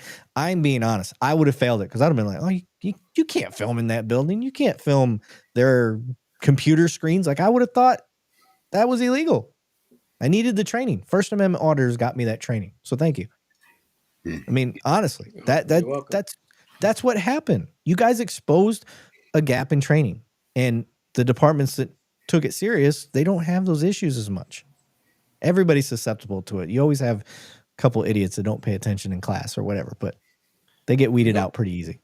If you don't mind me asking, David, how many times have you been in handcuffs doing this over the years? That's a good question. I've been arrested. Well, this is actually my third time. I beat the first two cases. One in Arizona, they put a warrant for my arrest. And like 6 months later, after the video was already posted for trespassing, and on my second court date in Arizona, I was found guilty. So, yeah, I mean, I guess this would be like my, third time in handcuffs, since I started auditing, Mm-hmm. And see, the fact that you go out there and put your freedom on the line to disseminate truth and hold cops accountable. Like I've just been in awe since day one. Like, you guys are like heroes to me. Like very few people have the balls to do that. Yeah. Yeah. And that's just, Sean was on here saying how many he's been arrested a dozen times. And like, man, that's people talk like that's a small deal. Being arrested is a huge deal. And the fact that you're willing to go out there and do it, like, dude, my hat's off to you. Hey, it's real humbling. So thank you guys. Thank you, Matt. I'll give a quick tip of what I do and maybe why I haven't been arrested as many times as some of these other guys. When I walk up and I'm recording, I don't look at them in the eyes. I kind of look at them through my phone, kind of smiling, giggling, laughing, talking to them. I also have a certain demeanor when I come up, non-aggressive, but I'm still stern. You know what I mean? I'm non-aggressive, but I'm stern. Like, what's up, man? How you doing today? You know what I mean? Stuff like that. You doing all right? Cool, man. Or I'll just give them a quick thumbs up or like a quick, what's up, man? Just recording, like, what's up? And they're just like, a lot of them, maybe they don't like what I'm doing, but they see the way I do it and right away. And I think by me looking at my camera instead of their eyes, sometimes it makes them think twice about arresting me. I think that has saved my ass numerous times. So maybe that's a tip for anybody who does, want to record in the future. I try to give tips along the way on my channel of what to do. Also, you don't have to take every arrest. I've been told by cops, like, back up at least 10 feet. And I'm like, if I don't, are you going to arrest me? I kind of put it on them, and if they say, yeah, I'm going to take you to jail. I'm like, all right, I'm going to back up a little bit, but I understand it has to be reasonable. So they're really in the Supreme Court, there is no set distance. It has to be kind of reasonable. So I have had cops tell me to go across the street, and I'm like, that's unreasonable. I'm not doing it. So I kind of, you know, I have to kind of challenge them on that sometimes. But yeah, man, I mean, it's kind of tough, man. You know, it's still nerve wracking. Um, the adrenaline rush, it's always there. Whenever at every police encounter, you never know how the officer's gonna uh, act with me. So I'm just like, sometimes I'm just like, here we go, let's go, you know. And I just kind of try to kind of creep in slowly and just, hey, man, like. And so I've had a lot of interactions where I think I kind of diffuse, you know, a hot-headed cop sometimes. There was one cop recently who I was speaking to, really good attitude. His last name was Alexander, Bakersfield Police. One time, one of the other officers was trying to bully me, and he kind of tapped him on the arm, and he's like, "Leave him alone, bro." And you could see the cop, he just looked at him and then looked at me again. He's just like, just kind of walked away. And I was like, that's cool. You know, that's really cool. A lot of these guys do know who I am now. All of the agencies here know who I am. A lot of them see me. I can't go anywhere without being recognized. And I also want to touch bases on one of the things that you said about jujitsu. My son, my oldest son, he trains jujitsu and he actually competes. He does very well. Nice. He's also my grandson's wrestling coach. If you don't mind me asking, do you know what schools he goes to? Like who's his instructors or what lineage he's in? I know he goes to a couple different ones. I know Rio Bravo Jiu-Jitsu out here in Bakersfield. Okay. There's a couple other ones that he goes to. He likes to roll with a lot of guys. So shout out to my friend Rights Crispy who's on here. He invited me and my family to go to Colorado, spend time with them, and we talked to a couple officers, and one of them was talking about, I think he said he was a blue belt in jiu-jitsu, and how he believes it's important. My son was like, because I guess my son, one of the questions he likes to ask is, do you believe officers should, you know, learn jiu-jitsu? And the officer was like, yes, as a matter of fact, I'm a blue belt, and my son was like, that's awesome. So we had a really good conversation with that. And hell yeah. So yeah, man, I agree. I think all police officers should have some jiu-jitsu training. I think it's important. And it's there's a lot of discipline that's involved in there, in that as well, you know, certain type of discipline. You know, I've been to a bar where there's Raider fans, okay, and everybody at the end of the day is fighting. But I've been to bars or places where they're showing the fights, and you bump into somebody and you're like, I'm sorry, man, I apologize. And like, oh no, it's good, man. You know, pat you on the back, and you know, no, you're good, bro, you're good. There seems to be a certain type of discipline that comes with this type of stuff, with training and being like involved in the fight world. You don't have to prove yourself all the time. Yes. So one of the things that I like to say is that when you're trained, especially in grappling, this is one of the, and Matt will probably attest to this for the boxing world as well. When you're trained, you have a level of confidence. When you're confident, your hesitation goes down. So being confident, less hesitant equals safer all around. And this really throws people off when I say that, but if an officer has to throw a quick punch for a one and done, I punch him, he stumbles, does whatever, but I can move in and I can cuff. That is way better than a hesitant officer who is not trained and then goes to every fucking tool on his Batman belt and ends up shooting a motherfucker because they were not trained well enough. They were hesitant, and then they end up going to a higher use of force. Now, it never looks good. Violence never looks good. But if Matt throws a jab and stuns him real quick, moves in and cuffs him, that's way better than getting, you know, some dumbass that didn't take his training serious, and now he's trying to tase, and that didn't work, and then he moves in, and then he gets tired because he's not fit, and then he switches over to a gun. So, yes, exactly what you're saying. When you have that training, you tend... And Matt, you tell me, like, how many uses of force you really get into? None. I've been doing jiu-jitsu since 2006. Before that, I was doing judo. Before that, I was doing, don't laugh, but Shotokan karate, which is like a kid thing. But and then I got into boxing like 4 or 5 years ago. So it was kind of my more recent thing that I did. But I do all this stuff, so if I got any use of force, I was ready. But I did all this training, and it gave me a level of confidence in some sort of aura. And you tell me, because you're around your son that does it, and the people that are there, they have an aura about them. And you're like, I wouldn't fuck with this guy.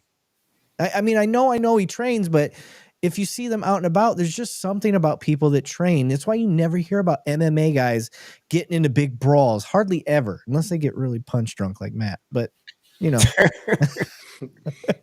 Sorry, I pick on Matt a lot. I always messing with me, man.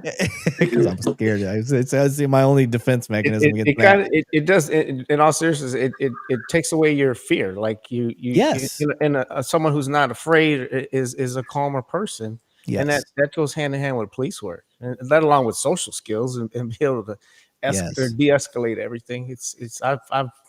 I could count on one hand in all these years how many times I've had to use like actual force. Every use of cool with people. Yes, every use of force I've really gotten into isn't me versus some person. It's they were already fighting with another officer and I came in to help. That's usually how it would go for me. But you know, and then you got guys like Banning who fucking wrestles cows for a living and nobody messes with him. Well, let me just shout at this because I'm a big harper on training. Everybody else on our panel is training. However, let's do a big shout out to the moms and dads, or even ones that have lack thereof of the other partner that still whip their kids' ass when they have to, when they act out. Right. I'm straight up going to put that out there. My parents did not put up with my bullshit as a young child and put me in line. I had Eric and I can go back and forth in the military. I was in the Marines myself. My father was an officer. But anytime I got out of line as a child, 6, 7 years old, I knew when that belt came off, I did something. I didn't listen. Something went on. Yeah. So the parents out there, that is a big line. I don't care if you're a suspect, a victim, a cop, an auditor, whatever you are a product more than likely of what came out when you grew up. Now you can get better if you came from a crap household. You may have somebody that fills in those slots that are amazing men and women out there that become stepdads, stepmoms, people to church, whatever. But those people that bring you to that level, those are usually the people that aren't friggin' assholes. And excuse my French, guys. I apologize. But we do have a parenting issue. We have a cop. There's so many issues going on. But thank you to those parents out there that truly pay attention to what your kids are going through, and you correct that stuff before they come out into society. I tend to agree with that. I think parenting is a great way to start cutting off the pass of a lot of the issues that we deal with out here. Kind of like what Matt's got going on.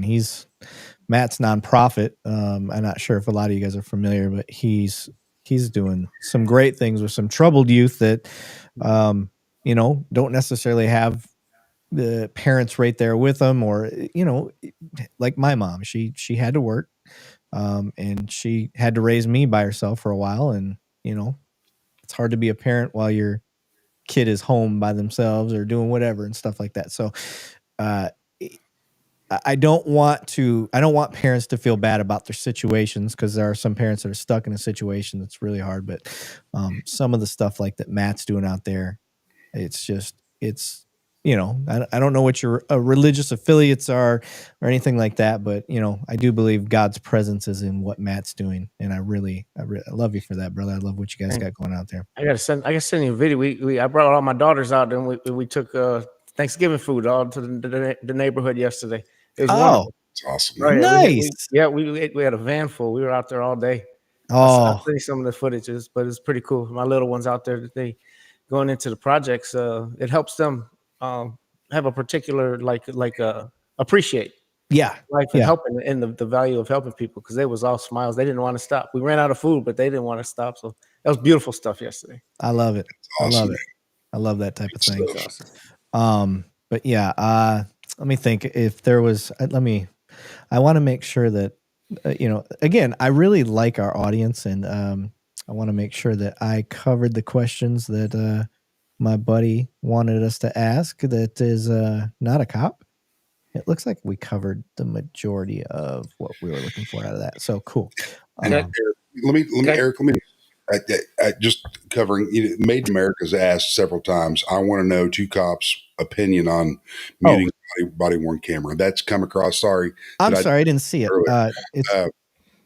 I have a major problem with it. I was an officer for many years of my life before I got into the supervisory role. I have never, and I was a body worn camera instructor when the body worn camera came out. Did I know how to mute a mic? Absolutely. Could I teach it? Yes. Did I teach it? No. Was it my format on what I could do as an instructor? Absolutely. So everybody on my shift didn't know how unless they looked it up themselves on how to mute a body camera. If you are called by the general public or you initiate a call for service as a peace officer, I believe during that call the entire time, your visual and your audio cues do not need to be muted or cut off. And I only had a couple instances to where I had to investigate and look at, but typically it was a battery going dead, which is also an issue that we had to train on. Or something else. One of my guys did mute when he got a call from his wife. Further investigation revealed because the dash camera picked up that audio. She was pregnant. There were some issues going on, so I understand why he did it. We just spoke on, hey, next time let's take that call after we get done with this priority one call because it was a very serious call that we were on as soon as we get done, or come get me or get somebody else. Hey, I got a personal issue going on. They need to be cut from the call. Once they cut and bait and they've cut and cleared from that call, handle your personal business. But while we're on this call, all that stuff is held to the fire and it can be called into court. That's Banning's opinion on it. So it was, I'm sorry, I didn't hear the beginning part of the question, but was it our stance on muting cameras? Like if an officer would take their physical fingers, get down here and mute their whatever body camera manufacturer they have while they're on a call for service. That's what the question is, I believe. Okay, so I'll give you what my initial thought on body cameras being muted was. My initial thought on muting body cameras, I was like, well, it makes sense that there's times that you should mute it. Like if I'm taking a statement at a hospital, and there's, sensitive information, or the doctor's coming in and talking and all this stuff. And that was kind of my initial stance on that. I was like, so cops need to have the ability to mute that. I have since changed that opinion because of our community. We have redaction teams for a reason. So now I am of the opinion we shouldn't mute it ever. Let the redaction team earn their money, do what they're supposed to do. We should not be muting. That damn thing needs to be recording the whole time during a call. And I think the standard should be that I do think cops need to have the ability to turn their camera on and off. One, because the cameras don't last the whole damn shift if they're recording the whole time anyway. You don't want to see me going to the bathroom. I don't want redaction team seeing me go to the bathroom. So there are reasons, to turn your camera off. If I'm eating my lunch in the sector, whatever it is, I don't need my camera running. So that's what I believe on that. But if I get dispatched to a call, the minute I accept that call, I should hit, accept on the computer or over the radio, and then that camera comes on, or vice versa. I turn it on. Okay, I'm about to accept this call. Boom. And that camera does not turn off until I am done with the call. When I get on dispatch, or if I get on my computer and go, all right, show me back out, available for service. And that's how I view it. I don't think we should be shutting the camera on mute ever. Let the redaction team earn their money. So, Matt, what's your thoughts, buddy? I'm totally agreeing. There shouldn't even be a mute button on there. Yeah. Mr. Billfold gave me some shit. He's like, Axon should be held liable for putting a mute button. I'm like, bro, it's a private business. You can't tell a private business what to do. However, anybody can be civilly liable if they fall under a vendor for law enforcement. Yeah, so you can't, I get it. And so I get Bill Billfold's comment on that. Because like I said, I've had one or two in 21 years, and I think that's a pretty good record. Yeah. And it's, but I've heard, I get what these people were saying on the comments. Yeah. And if we could only get corrections officers, judges, prosecutors, who am I missing? All these motherfuckers need to be wearing body cameras. Cops, we're going to be the punching bag. I get it. We are the front of justice. We're the pawns. That's what we are. If we're going to be honest, we're the front face of every bad policy, bad law, whatever it is. We are the guys. We're never there on somebody's best day. We're there on their worst day. So we're the punching bag. That's fine. We signed up for that. But damn it, a lot of these people that were the fodder for, they're not wearing body cameras. They're not being checked and balanced like they should. They're, the prosecutors that let some of these, felons that have got 40 fit. Look at that poor woman from the Ukraine that came over and got stabbed to death on that bus. And that dude had been arrested 58 times or some crazy number. Them prosecutors aren't getting, there ain't nobody going back looking at the cases and seeing how they decided what they decided. And judges, don't get me started on judges. That's been a new project of mine. It's finding these judges' rulings. They're like, I don't like what you're wearing. Shut up. Get out of my courtroom. And I'm just like, how is that is that a law? Like, what is this a feelings thing that we're doing? You don't like the way that, oh my God, somebody showed me this Siberian tiger recently. Have you ever seen that, dude? Yeah, he's good. Holy shit. The video that I watched, this man is in court and he is going off on the judge. And I'm sitting there going, my heart's racing for him. Cause I'm like, oh my God, judges are so like, don't fuck with the judge. That's the last person I would ever screw with. What is the guy? What does he do? Oh my God. Is he an attorney?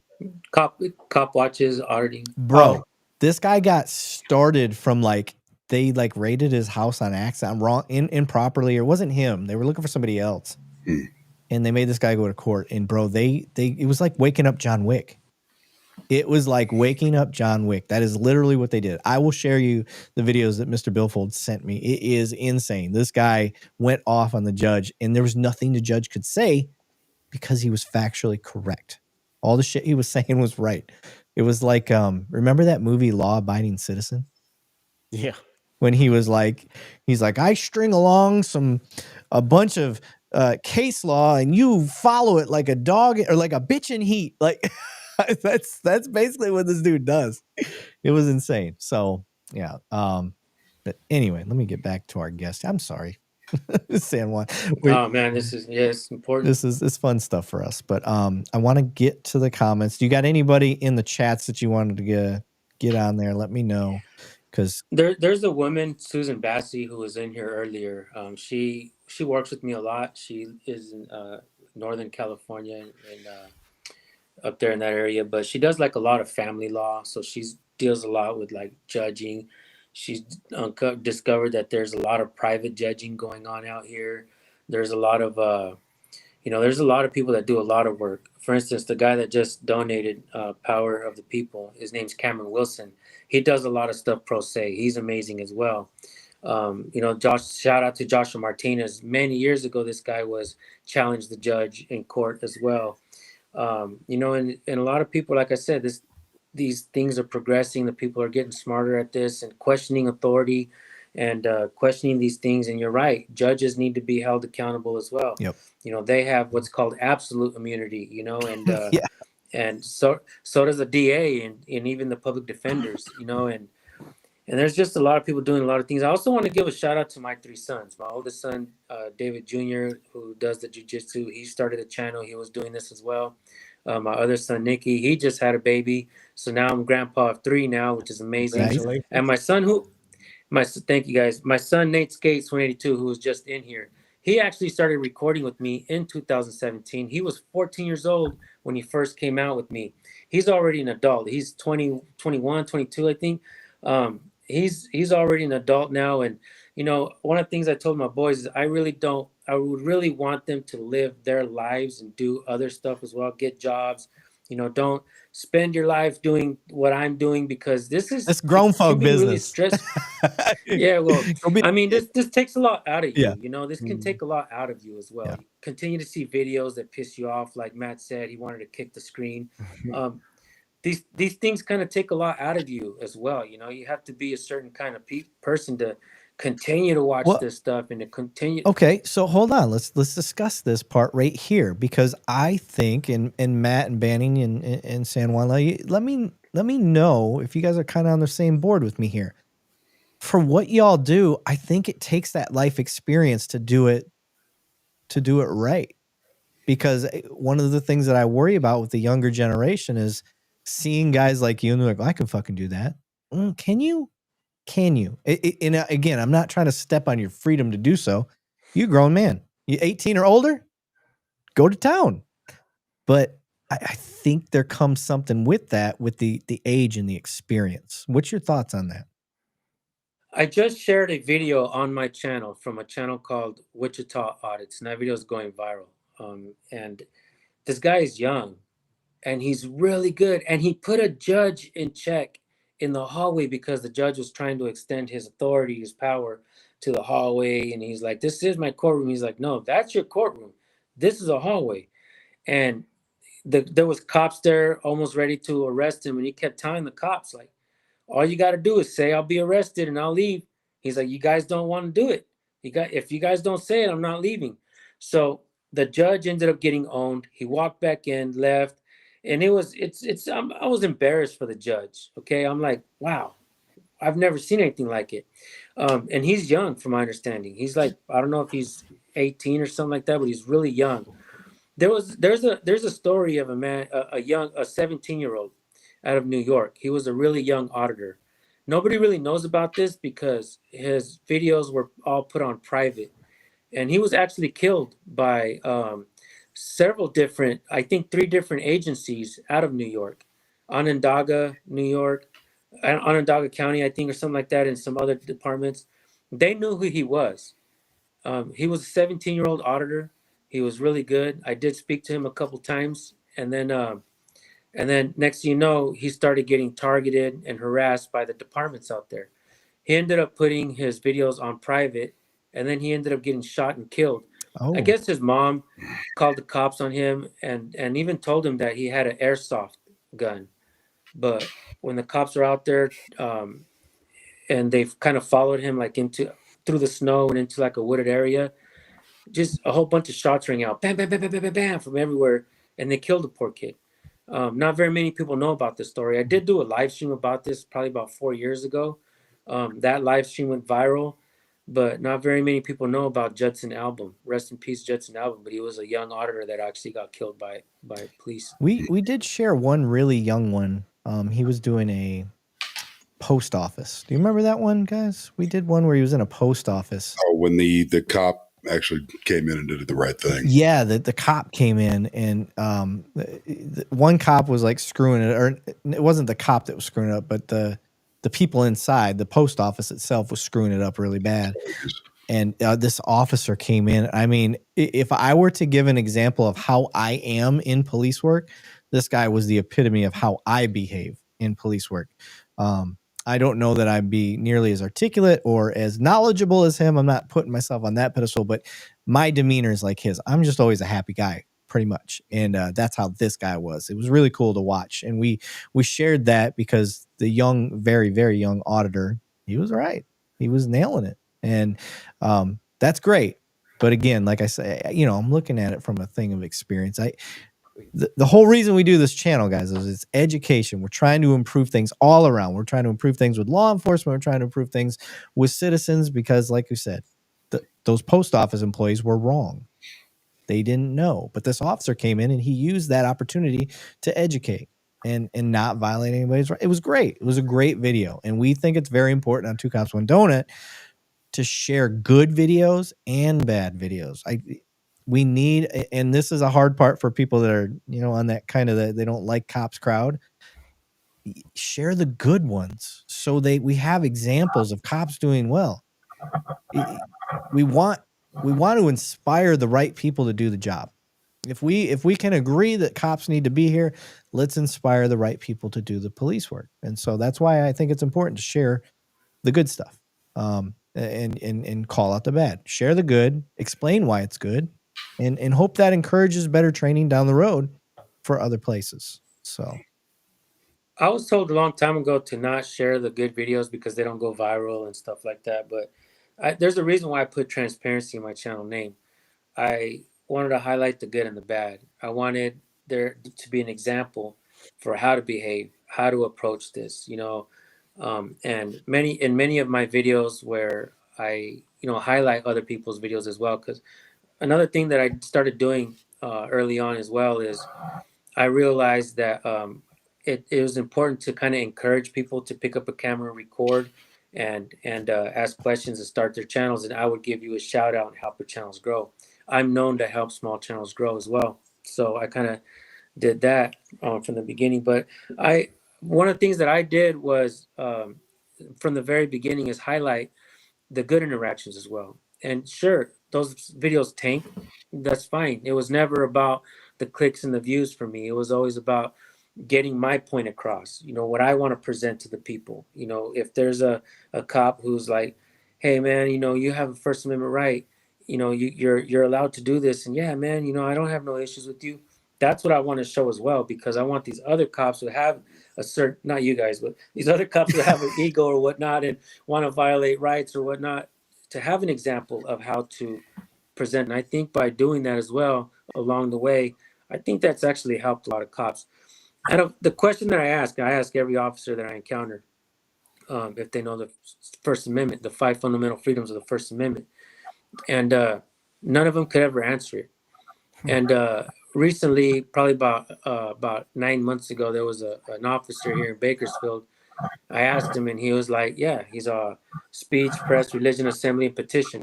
And then he says, and I said, "Where did you learn it? From the academy or from my channel?" And he said, "Are you San Joaquin?" And I was like, "Yeah." He said, kind of pointed at me, and I was like, "Yeah." Man, and I was walking away. I was walking away. I was like, "I told you guys." I was like, I'm over here teaching the cops, and they ain't paying me. But yeah, it's nice. In Sacramento, I had a couple different cops recognize me, and that's like a 5-hour drive from here. And Sacramento is the capital of California, right? And there was one officer that pulled up, and he's like, "Are you guys with San Joaquin?" And I was like, "That's him." And he was like, "Hey." And so there was another cop who we were trying to get some complaint forms at a police department. Before I started doing records requests, one of the things I would ask for is a complaint form. We're not necessarily trying to file a complaint on someone, but one cop came in there with the attitude, and he was a supervisor. And he was just like, "Oh, I know what you're doing," and this and that. And I'm like, "Whatever, dude." He kind of did the walk of shame. But another officer that I was talking to, he came in and he was like, "Yeah, man, no, I watch your videos, and I'll go in there and I'll try to get a complaint form." And then he was like, "Yeah, there's a couple channels that I watch. I watch San Joaquin Valley Transparency," and I kind of waved my hand, and he was like, "That's you?" And I was like, "Yeah." He's like, "Yeah, man, it's nice to meet you." And I'm like, "Thank you, bro." So, it's I think by showing the good as well will also make cops be like, I can respect this guy's work. I can appreciate what he's doing. I can respect the First Amendment. This guy is teaching it to me, or it's not making me hate it. And it's like, I think that's a powerful tool that we can use, is to highlight the good and the bad. And that's kind of what I've been trying to do from the get-go. I agree. It may not look as sexy. I get it. It's not as fun. We want to see people screw up. That's what gets the clicks and the likes. We know it.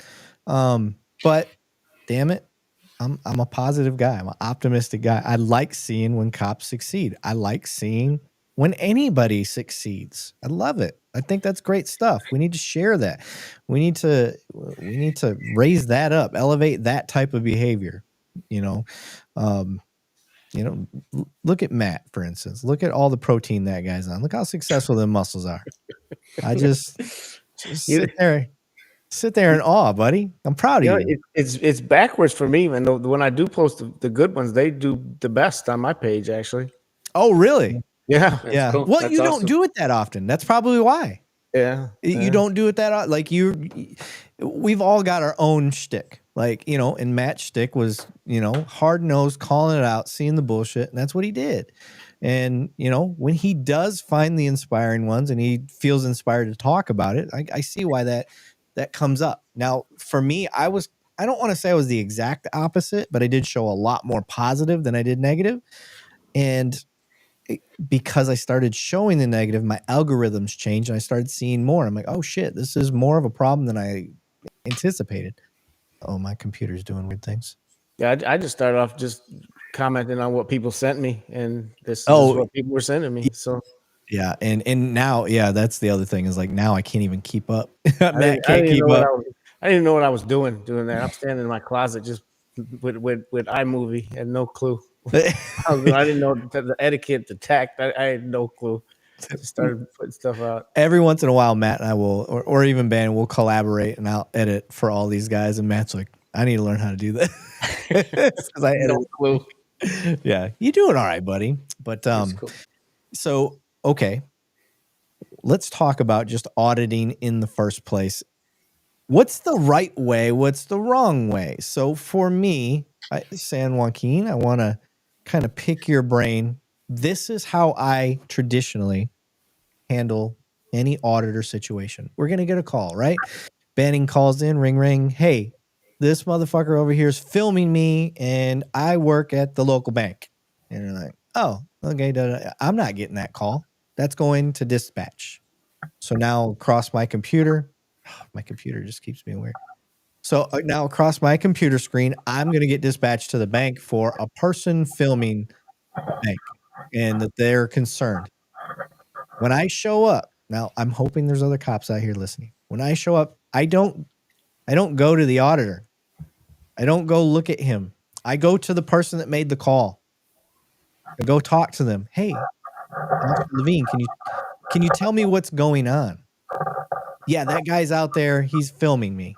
He's filming our bank, all of our customers. Da da da da da. Okay. Who's scraping? Do you guys hear that? We did. It stopped. Yes, it stopped. Whatever it was. So I will go to the banker and say, hey, tell me, what were they doing? Okay, he's over there, and when people drive by, he's filming them. Okay, was he doing it from the sidewalk? Yeah. Did he come onto the property? Well, no, he didn't come onto the property. Okay, cool. Was he threatening anybody? Did he show a weapon? Did anything like that happen? No. Okay. So he's just out there filming. Yeah. And you're worried he's invading people's privacy, I'm assuming. Yes.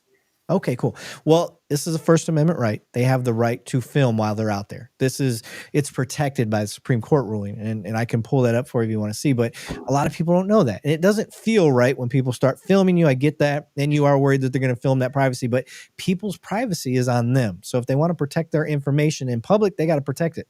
It's not on the police. So there's nothing I can do to that guy. Is there any other thing I can help you with?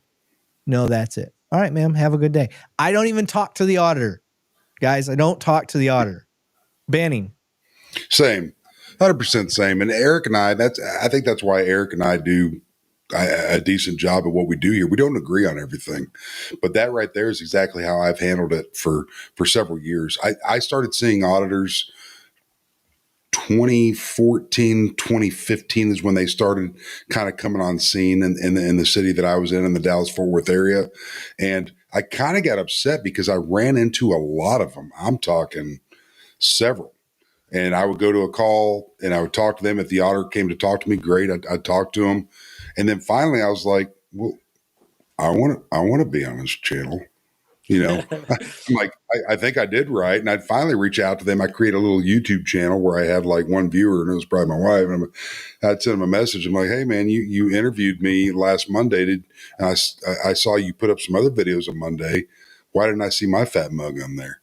And they'd be like, well, man, you actually were amazing. And I'm like, can you show the people? Yeah, I want to look amazing. It's like, you know, and then they're like, no, dude, you actually stopped me on a traffic stop last year too. And you were really cool and wrote me a warning. I'm like, well, I'm not a big ticket writer, man. Hey, thanks for could you let your people know? No, dude, I'm trying to get people to commercially invest in me, man. And you're not the guy. And I'm like, oh, hey, what do I got to do? And they're like, what you got to do? I'm like, I ain't willing to do all that stuff because that's going to violate your rights, man. You know, period. And and I put that back to the training. I put that back to my parents. And it's kind of a common sense thing that I did for 21 years. Not saying I'm perfect. There's no cop out there that's perfect. If they say that they are, they're fucking full of shit. Yeah. There's one other way that I've handled auditors in the past, and you get the call. Same thing. We'll go the same scenario. Cool. And I'll get near the scene. I'll be 4 or 5 blocks down the road. I'll see, oh, there they are. They're on the sidewalk. And I'll just watch. And I'll watch and I'll watch and I'll watch. 10 minutes go by. 15 minutes go by. No, he ain't doing anything. All right, let me call the person that called. Hey, this is Officer Levine. I almost went into my normal. I almost said my agency because that's what I would say. I would have said, this is Officer Levine. can you kind of tell, you were the caller, can you kind of tell me what was going on? And then same thing. All right, well, we've been observing him from here, you know, we're not seeing anything. Do you got anything else? No. Okay. And that's it. Boom. Call cleared. And I didn't even have to get out of my car, guys. Like, I could just be staying in my nice, cool car because I'm in Texas. It's always hot. So that's two different. I just gave officers out there listening, just gave you two ways to handle it. Saying, is there anything that I said that you think is wrong or I should fix or that we could adjust from that? Me personally, I think that's amazing. You know, I've seen cops kind of do what you've done. Now we're starting to see dispatch say, well, ma'am, he has the First Amendment right to record in public, and they don't even dispatch the officer out. But I'll say this. I have seen cops do exactly what you just stated, where they just go talk to the people and educate them and then come back out and say, hey, man, I let them know you guys are welcome to do this, man. You guys have a great day, you know. That's I love awesome. that, dude. I love seeing that. I love seeing cops come up with a great attitude and say, you guys have a First Amendment. You guys keep doing what you do. You're allowed to do it. Yep. You know, just don't step on their property. You're going to get shit from other auditors just for saying that. Yeah. I mean, I think for the most part, a lot of auditors and a lot of the people that support, you know, they kind of agree, you know, with that, you know, they do want to see good cops. You know, a lot of the people that support me and have been supporting me for a long time, they know what I show. They know I show the good. They know I show the bad. They know I fist bump and shake hands. I was told, you know, by some of the channels before me, they were like, don't shake their hands, man. Fuck that. Don't shake their hands. And I'm just like, I'm different, bro. I'm not going to do that. I'm going to fist bump and I'm going to shake hands when they treat me with respect, you know, and I've been like that from the very beginning, man. Like like I said, when I first started, I was kind of an asshole, but I saw some videos of myself and I'm like, no, I'm going to change it up. That's not me, dude. That's not even really me. I don't want to really create a personality. I just want to be myself, you know, and so I like the good and the bad, and you're right, man. We do like seeing cops do their job correctly and come in, but I would like to see cops come up to the auditor more often and say, hey, you know, hey, you guys are welcome to do that. And, you know, you guys have a great day, whatever. Okay, so we do see that a lot. That's good feedback to get, because for me, I would think that the auditors, they want me to do my job and know that I have no right to contact them. So that's, for me, I was like, I'm not even going to go over there because I want them to know that I know where my place is at and it's not with you because you're doing your thing. Why should I intrude? But that's reasonable. Makes sense. Yeah. Yeah, that's good to know. I want to get to East Los Audit's question because we've answered this a bunch of times on here. Have any of you reported bad cops to your supervisor? One, I am a supervisor now, and I have busted cops. In my career, I've arrested 4 cops. It's not a brag. It's just that's what has happened. I work for a major city. There's like 1.2 million people where I'm at now. So,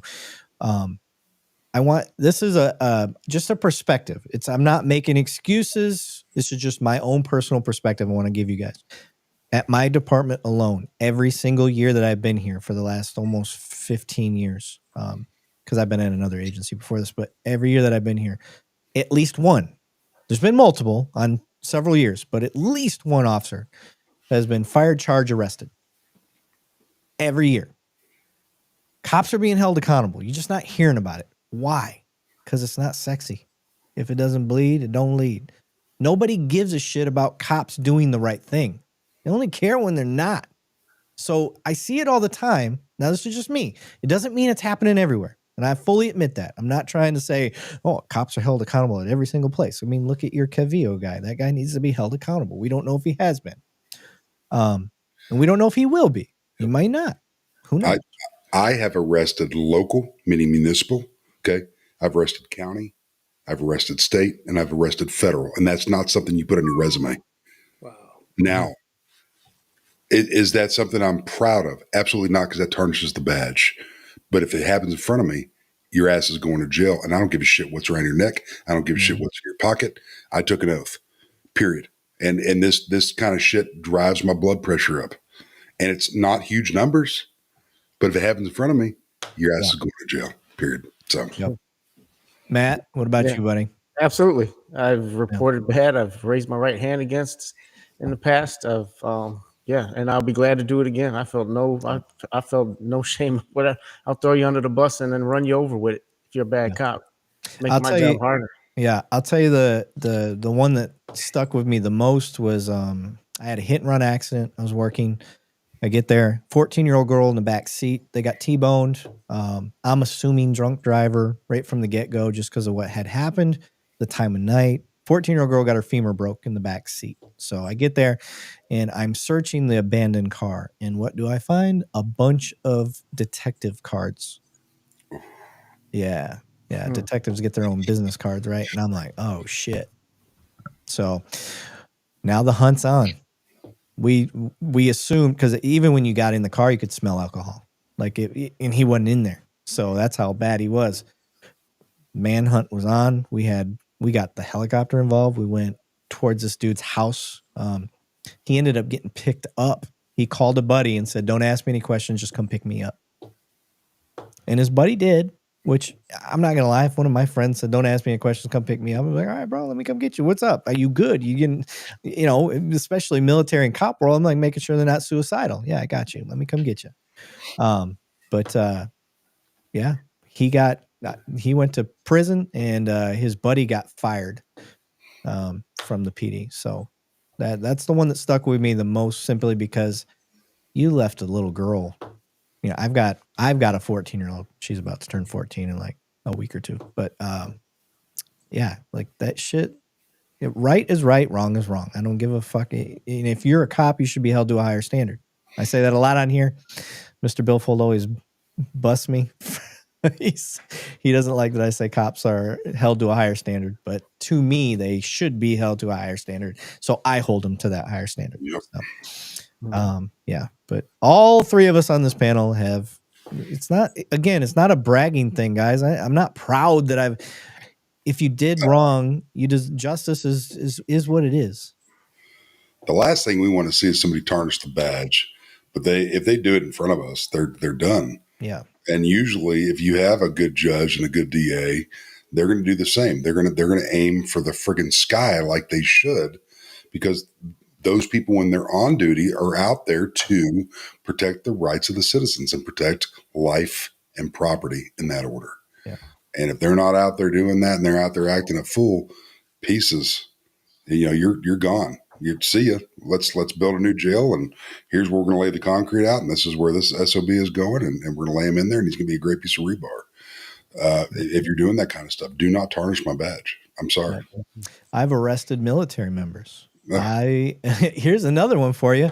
On moments that I can't arrest you, or let's say I did, both, whether I can or I can't. If you are making the uniform look bad as a military member, I'm still in the military. I figure out who your first sergeant is, or I don't know what you guys call it in your other branches, but your administrative sergeant. I figure out who it is, and I tell them all about what you did.